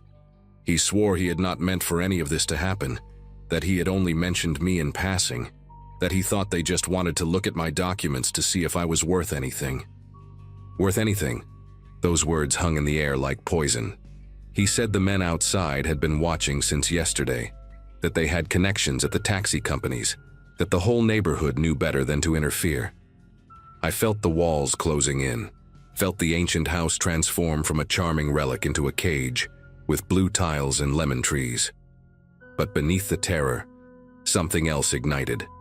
A cold, sharp fury that burned through the panic and left me thinking with terrible clarity. I told Gaspar I needed to use the bathroom, and he nodded wearily, too broken to suspect anything. I locked myself in the small washroom off the kitchen, pulled out my phone, and connected to his Wi-Fi. My fingers flew across the screen as I opened every app I could think of. I messaged the American Embassy emergency line on Facebook. I emailed the consulate with my location and a desperate plea for help. I posted in a travel safety group with my exact address and a photo of the street I had taken days earlier. and I sent my sister a voice message explaining everything in case it was the last thing she ever heard from me. Then I did something that probably saved my life. I found the local Porto police emergency contact online and sent them a WhatsApp message with my passport photo, my location pin, and a frantic explanation that I was being held against my will by people who wanted to traffic me. I did not know if they would respond, did not know if WhatsApp was even a legitimate way to contact law enforcement, but I had nothing left to lose. I stayed in that bathroom for nearly 40 minutes refreshing my messages, listening to the muffled sounds of Gaspar pacing in the kitchen and the dogs still barking outside. And then, like a miracle, I heard sirens. Distant at first, then closer, then right outside the window. I heard car doors slamming, engines revving, and tires screeching as the dark sedans fled into the night. I heard shouting in Portuguese, heard Gaspar's voice high and panicked, heard heavy footsteps on the stairs. When the police knocked on the bathroom door and called out in accented English that I was safe, I collapsed onto the cold tile floor and sobbed harder than I have ever sobbed in my life. They escorted me out of that house within the hour, took my statement at the station until nearly 3 in the morning, and put me on a flight back to Denver the next afternoon with a police escort to the gate. I never learned exactly who those men were or what would have happened if the sirens had not come. Gaspar was arrested, though I do not know what charges stuck or if he is still in prison. What I do know is that I have not traveled alone since, that I checked the locks on my apartment 4 times before bed, and that sometimes, when a car idles too long on my street, I feel that same cold dread wrap around my chest like a fist. I survived something that night in Porto, something I still do not fully understand, and the only reason I am here to tell you this story is because I trusted my instincts and fought back with the only weapon I had, a phone and a desperate hope that someone, somewhere, was listening.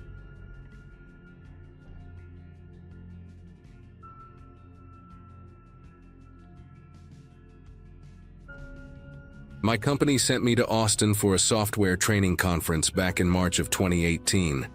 4 days, all expenses paid, which sounded great until I saw the hotel options they approved. $60 a night in downtown Austin gets you a room that smells like cigarette smoke and desperation. So I did what most people my age do now, and booked a rental apartment instead. Found a nice-looking place about 6 blocks from the convention center.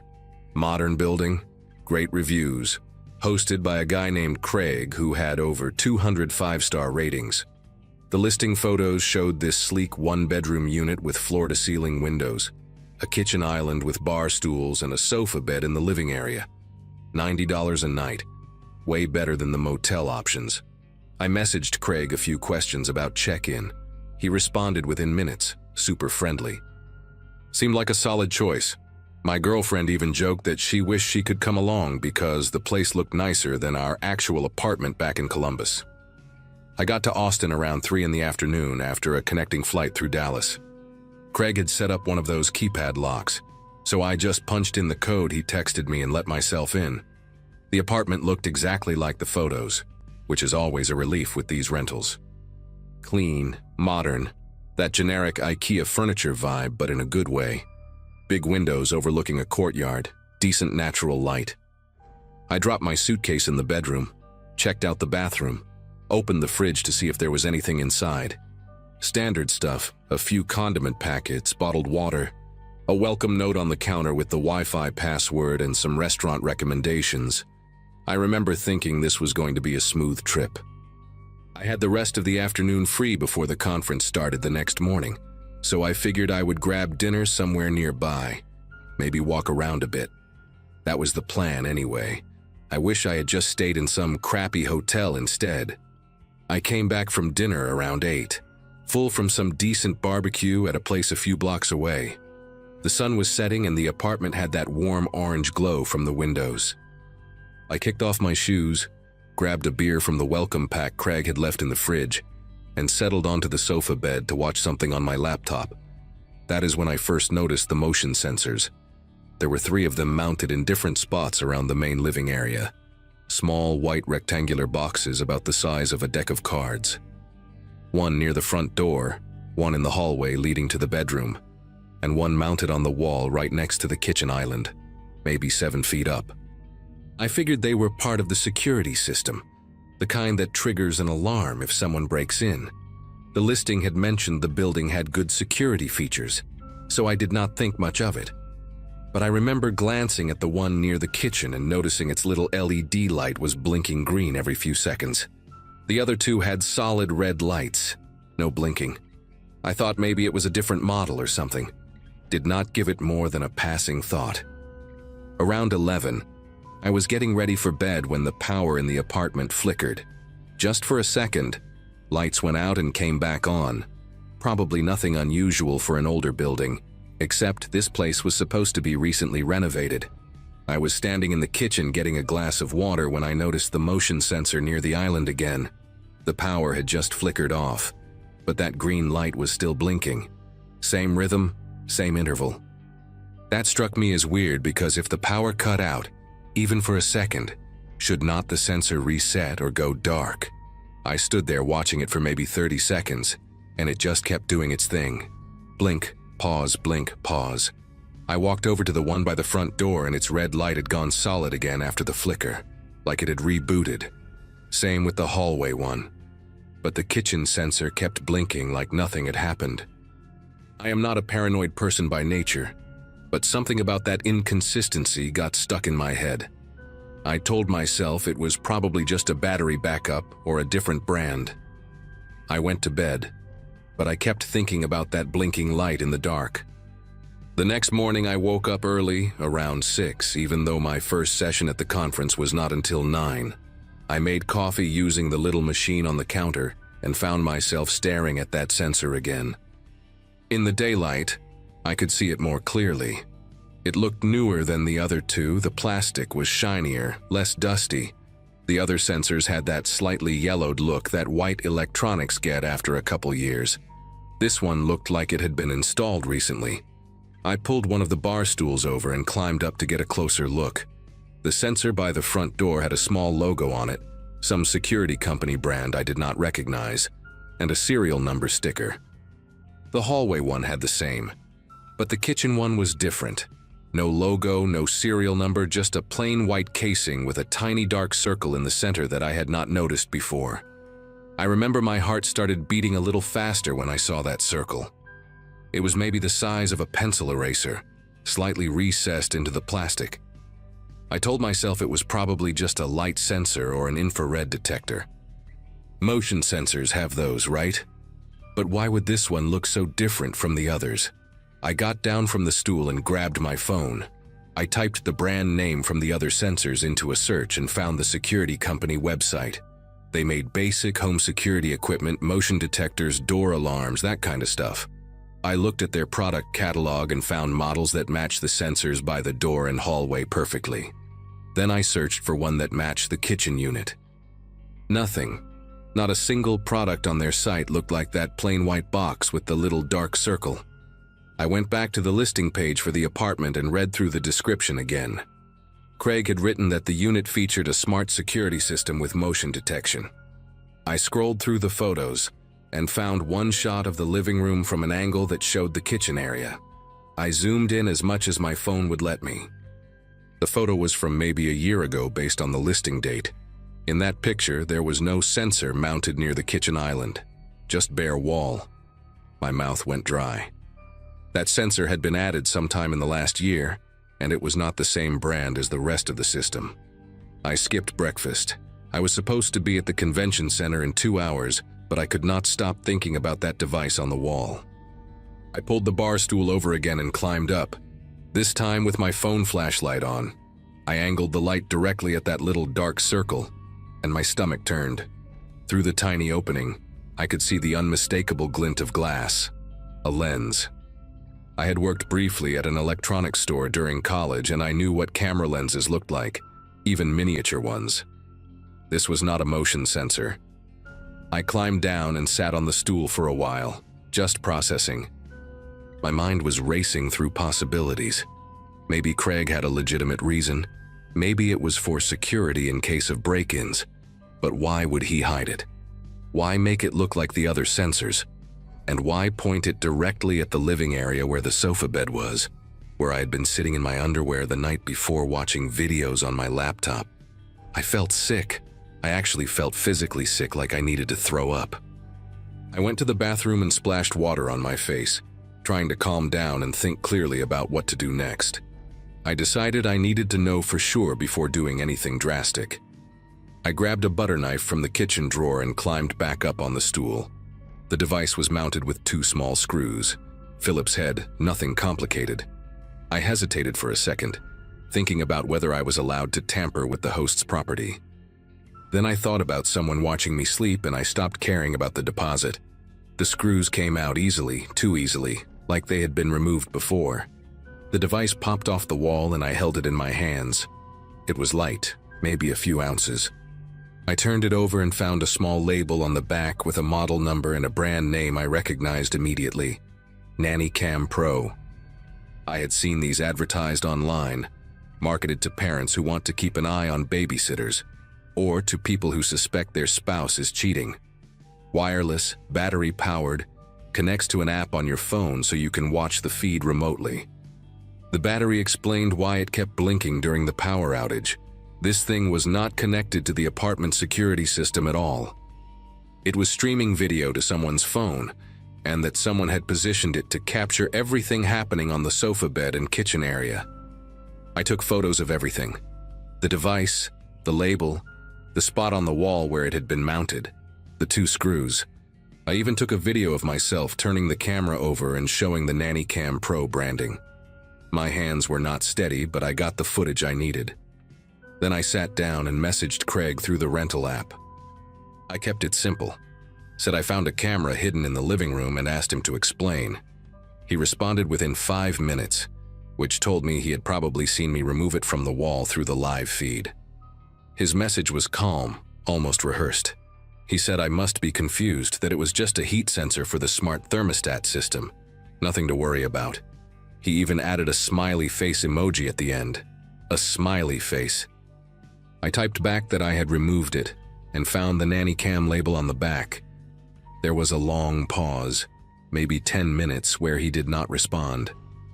I just sat there staring at my phone, waiting.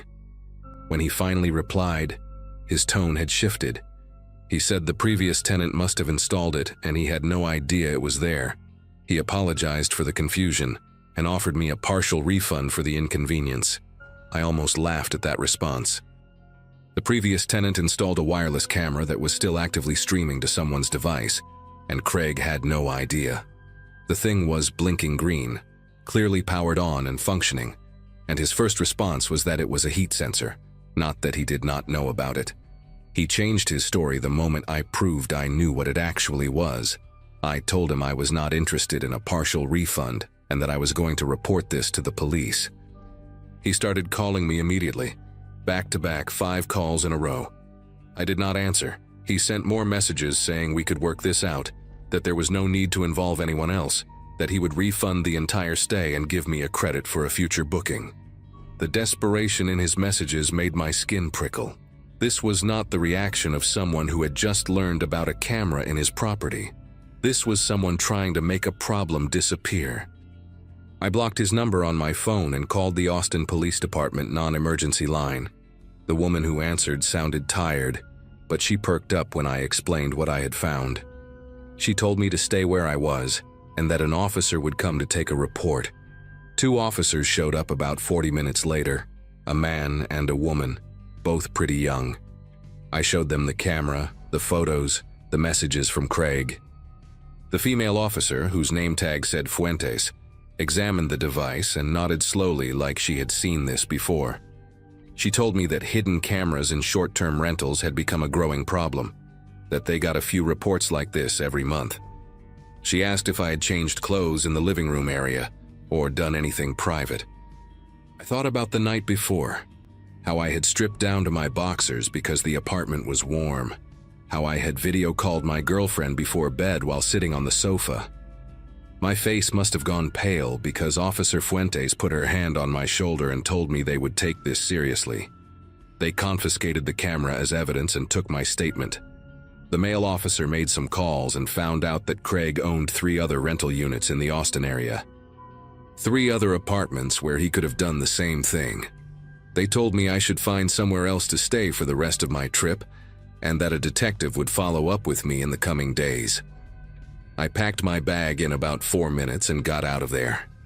I ended up at a chain hotel near the airport, $70 a night, ugly carpet and all. I did not care. I checked every corner of that room twice before I even sat down on the bed. The detective called me 2 weeks later, after I was already back home in Columbus. She told me they had executed a search warrant on Craig's residence and found external hard drives containing footage from multiple properties going back almost 2 years. Hundreds of hours of video, guests sleeping, getting dressed, being intimate with partners. She could not tell me if I was on any of those recordings, said it was part of an ongoing investigation. Craig was arrested and charged with multiple counts of voyeurism, but I never found out what happened after that. I searched for news articles, court records, anything, but his name never showed up in any public reports. Maybe he took a plea deal, maybe the case is still pending, I genuinely do not know. What I do know is that I think about that little green blinking light more often than I want to admit.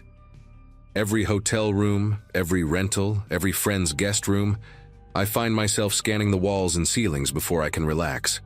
My girlfriend and I went to a cabin in Michigan last fall, and I spent the first hour unscrewing smoke detectors and checking behind mirrors.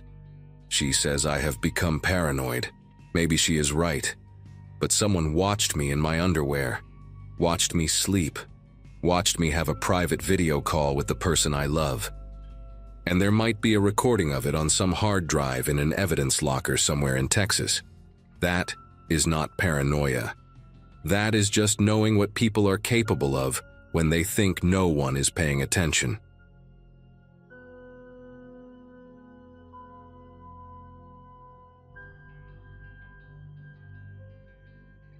A bag full of camera gear and a deadline to meet had pushed me to book a last-minute stay at a restored carriage house attached to an old estate. At the time, life felt like a patchwork of shoots, edits, and travel, and I'd gotten used to working from whatever room I happened to land in. This place had that curated historic charm vibe. Exposed beams, polished floors, the smell of furniture wax lingering in the air. The only thing that didn't quite match was a wooden panel hanging on the wall across from the bed. Everything else looked like it belonged in a boutique magazine spread, but that panel had a dull, uneven finish, like it had been carved by hand and forgotten for decades. I remember thinking it looked staged, but not in a designer way. More like someone wanted it there for a reason they weren't explaining. I'd unpacked just enough to prep for a video call with a client, trying to get the lighting right so I wouldn't look like I was dialing in from inside a cave. I shifted my lamp a few inches, then a few more, and that's when my attention drifted back to the panel.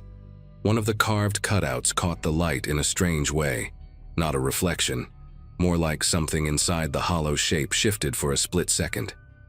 At first I chalked it up to glare bouncing off the lamp, but the more I stared at it, the more I realized the faint flicker came from deeper than the surface. It made my chest tighten in that uneasy, instinctive way you get when you notice something that shouldn't be behaving the way it is. I walked closer, telling myself it was probably a draft or maybe a stray shadow. The carvings were oddly intricate, thin slits, diamond shapes, shallow apertures that weren't symmetrical. Up close, they gave the uncomfortable impression of being intentional in a way I couldn't place. I pushed gently on the panel, expecting it to be solidly anchored. Instead, it shifted about an inch, just enough to reveal a narrow gap in the drywall behind it. The gap wasn't symmetrical either. It looked like someone had cut through from the other side and never bothered to plaster it. I reached in with my phone flashlight, angling it until the beam slipped past the jagged edges. What it illuminated didn't look like part of any normal wall. The gap connected to a cramped, unfinished space running between the carriage house and the main building. It reminded me of those awkward architectural leftovers you only realize exist when a house gets renovated. Except this one wasn't empty. Dust coated most of the floor, but near the entry point were faint footprints, fresh enough that the shape of a heel and part of the arch were still defined. The dust around them looked recently disturbed, trailing deeper into the void. And near the closest footprint, pushed up against a beam, was a takeout container from a local diner I recognized from the drive-in. There was no dust on top of it. Someone had been in there not long before I checked in. Someone small enough or determined enough to crawl through that narrow space, hidden by a panel placed directly across from the bed. I stepped back from the wall, letting the panel fall back into place, and tried to make sense of what I'd just seen. The room around me felt different now, like the air had gone still in a way I hadn't noticed before. I kept replaying the details, the disturbed dust, the clear shape of those footprints, the untouched takeout container sitting like someone had dropped it and planned to come back. The strangest part was how deliberate the panel seemed once I really paid attention to it. Its position wasn't decorative at all. It was angled just right, facing the bed with those carved openings arranged in a pattern that suddenly reminded me of camera viewports.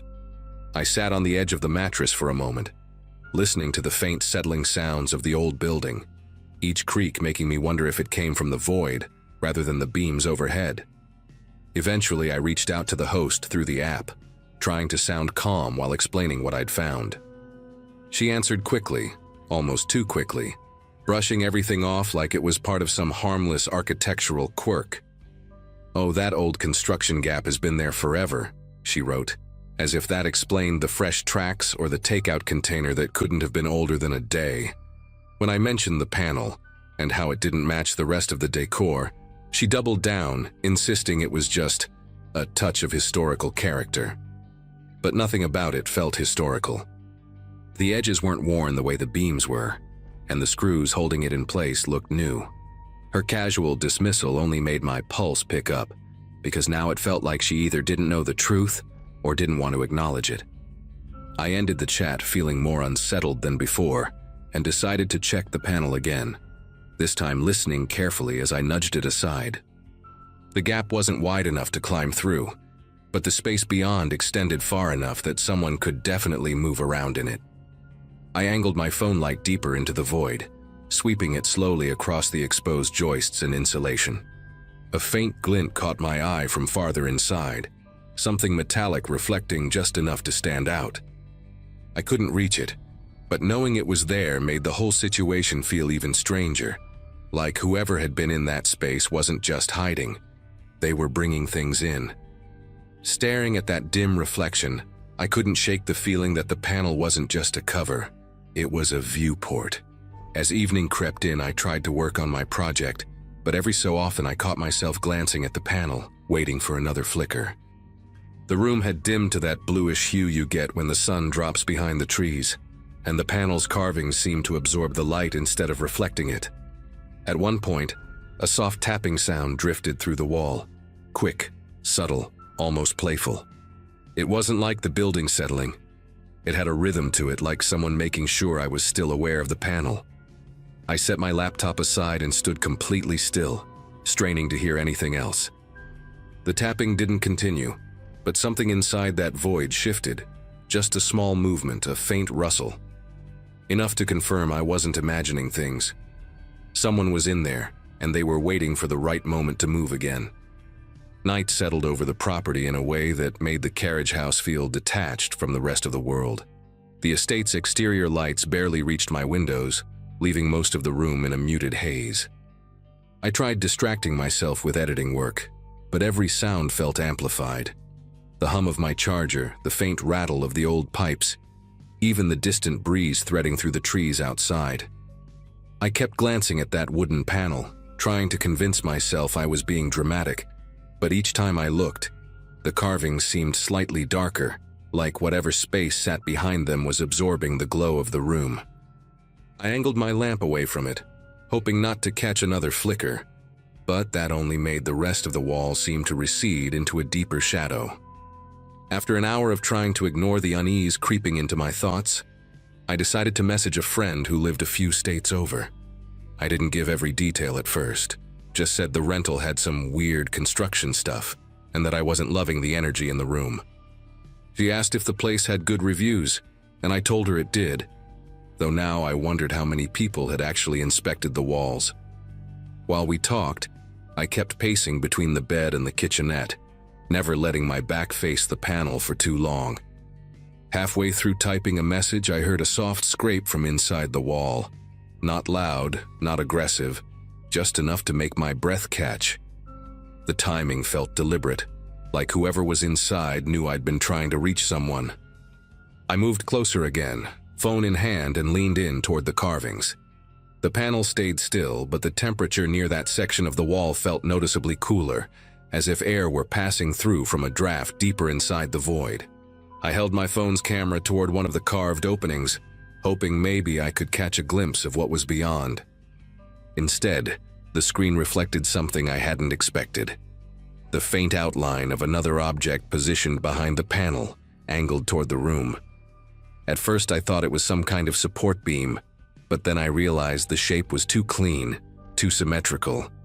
It looked like a small plastic housing, the kind used for cheap lenses or peephole kits, not built into the wall. Added.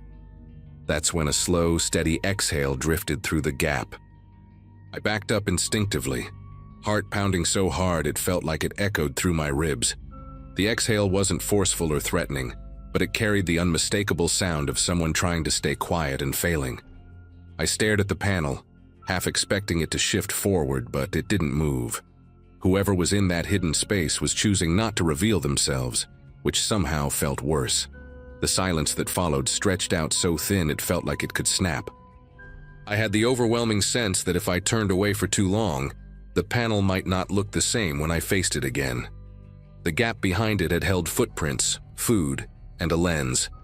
Now it held someone breathing, watching, waiting. Calling the host again felt like the only reasonable move, even though her earlier dismissal had rattled my trust. I stepped outside onto the small porch to get distance from the panel, gripping my phone so tightly I nearly dropped it. When she picked up, her tone was strained, like she'd been expecting the call but wishing she hadn't. I explained what I had heard, every scrape, every shift, every breath, and I could tell she wanted to wave it away again, but something in my voice must have cut through her routine reassurances. After a long pause, she admitted the property had old access routes that previous owners used for maintenance. When I mentioned the fresh footprints, she stopped talking altogether. Eventually, she said she was on her way over, but her hesitation made it sound like she wasn't coming to solve a problem, just to contain it. The wait for her arrival felt endless. I stayed outside with the porch light buzzing overhead, glancing back through the window every few seconds to keep the panel in sight. The room looked perfectly still from the outside, but that made me even more nervous. It felt staged, like someone inside the wall had also gone quiet now that I was out of reach. I kept imagining the hidden space running between the buildings, twisting and narrowing, unknown corners hidden by decades of construction. Someone could crawl through all that without ever stepping foot inside the room itself. When headlights finally cut across the gravel driveway, I felt a rush of relief, brief but strong enough to push me forward. The host stepped out of her car with a flashlight in hand, avoiding eye contact as she walked toward me. She didn't ask how I was or apologize for the situation. She just told me to wait outside while she checked the interior. I couldn't let that happen. If someone was in the wall, I wasn't letting her walk into that room alone. We went in together, her flashlight scanning the floor, the corners, finally landing on the panel. Up close, even she seemed surprised by how out of place it looked. Without saying much, she tugged the panel free. Behind it, the gap yawned open, the void stretching into darkness. Her beam caught the footprints, the takeout container, and then, farther in, the glinting object I'd seen earlier. It wasn't a peephole lens. It was a small handheld camera, pointed directly toward the room. She backed away fast, breathing unevenly, and whispered that she needed to call her husband. I didn't wait to hear why. I grabbed my bag, every piece of equipment shoved in without care, and stepped outside while she stayed frozen near the wall. By the time I reached my car, she was on the phone speaking in a low, frantic tone. I drove off without looking back, not wanting to see whether something else shifted inside that void as I left. Later that night, she messaged me saying the issue had been handled and that authorities had been notified. No explanation, no detail, just a vague reassurance that didn't put anything to rest. I still don't know how long someone had been using that hidden corridor, or how many guests they watched before me. All I know is the panel wasn't there for decoration, and whoever had been behind it wasn't done until we found the camera.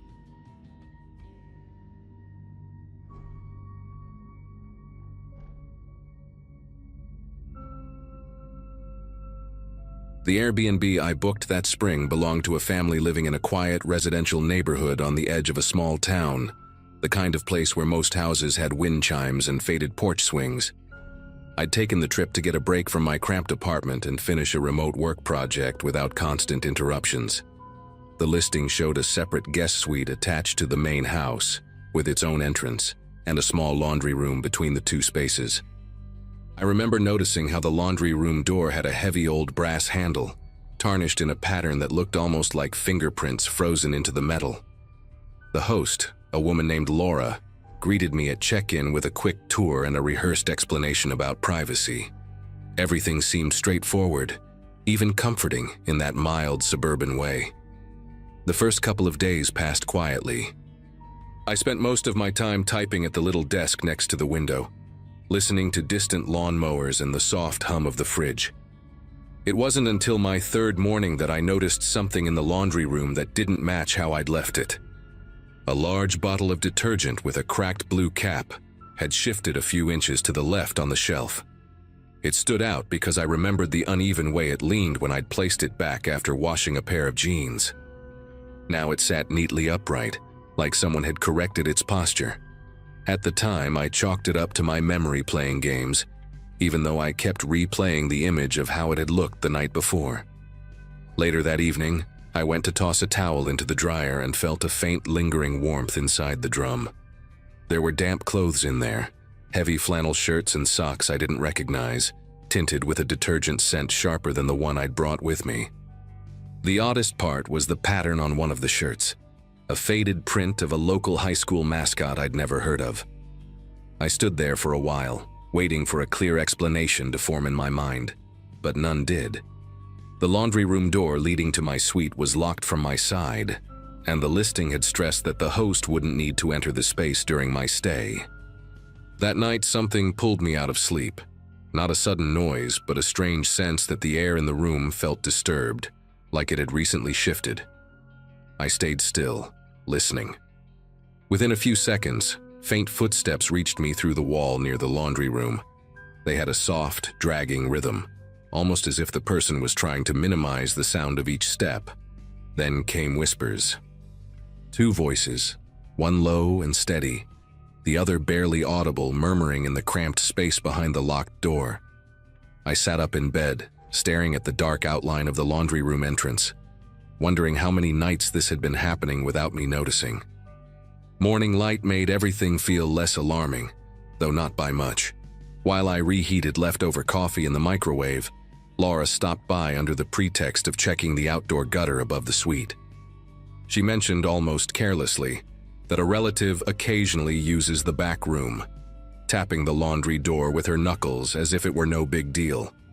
The listing had been very clear about privacy, so her comment hit me strangely. I asked what she meant, and she just waved a hand, saying something about family routines and how the space works for everyone. Her answer didn't match the layout or the locks, and the casual tone only highlighted how rehearsed it sounded.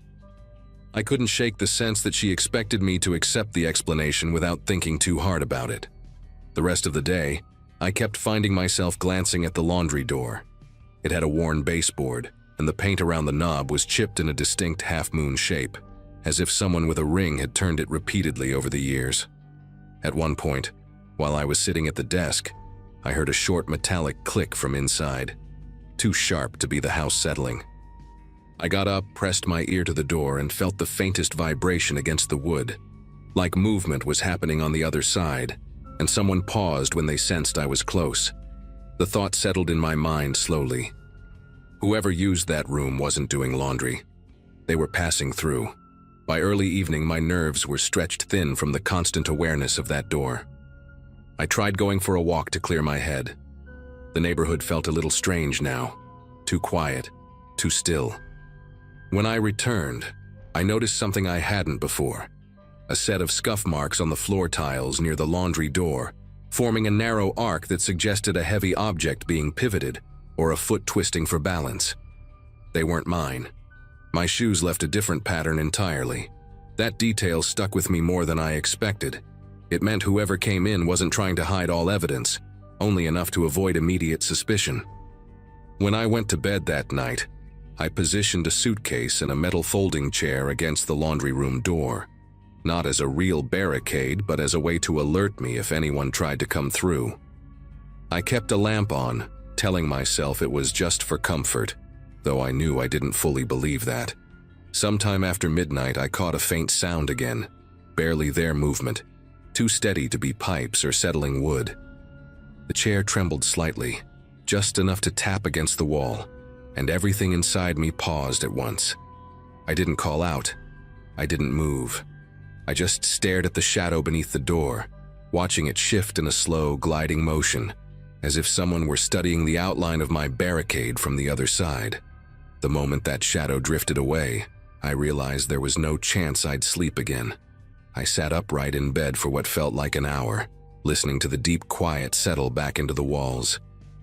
When I finally worked up the courage to approach the laundry door, the air near it felt unusually cool, like the room on the other side had been opened to a draft. I pushed the suitcase aside and gently pressed the door's edge. The lock held, just as I'd left it. That should have reassured me, but all it did was confirm that someone had found a way to move through the space without disturbing anything I controlled. I backed away slowly, making sure every light in the suite was on before I returned to the bed. At sunrise, I packed my bag in silence. The decision felt instinctive, not panicked, just necessary. Before leaving, I opened the laundry room door cautiously, half expecting someone to be waiting behind it. Instead, I found a detail I hadn't noticed before, a narrow seam in the drywall behind the dryer, running vertically like a hidden panel. The edges were smudged with faint streaks of gray, almost like fingerprints dragging along plaster. I didn't touch it. Just seeing it was enough to understand how easily someone could slip in and out without using the locked door at all. The entire setup suddenly made sense in a way that made the room feel smaller.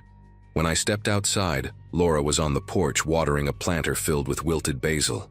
She didn't look surprised to see me leaving early. She just asked if everything had been comfortable enough, phrasing it in a way that made the question sound like a test rather than genuine concern. I told her I had a schedule change and needed to hit the road. She nodded slowly, as though she already knew I wouldn't be staying. Her expression didn't show guilt or relief, just a strange, unreadable passivity that made me wonder how many other guests had cut their stays short without explanation. I didn't wait for further conversation. I walked to my car, feeling the urge to keep a steady pace until I reached the driver's seat. I reported the listing that afternoon, attaching everything I could describe without sounding unhinged. The platform took the report but never followed up with details, only confirming they were reviewing the matter. A week later, curiosity pushed me to check the listing again, and it had already been removed. No explanation, no replacement, nothing. I still think about that thin vertical seam behind the dryer and the voices whispering in the dark. Whatever was happening in that house felt practiced, routine even, like I'd just stumbled into someone else's nightly pattern. And even though I left without confrontation, the knowledge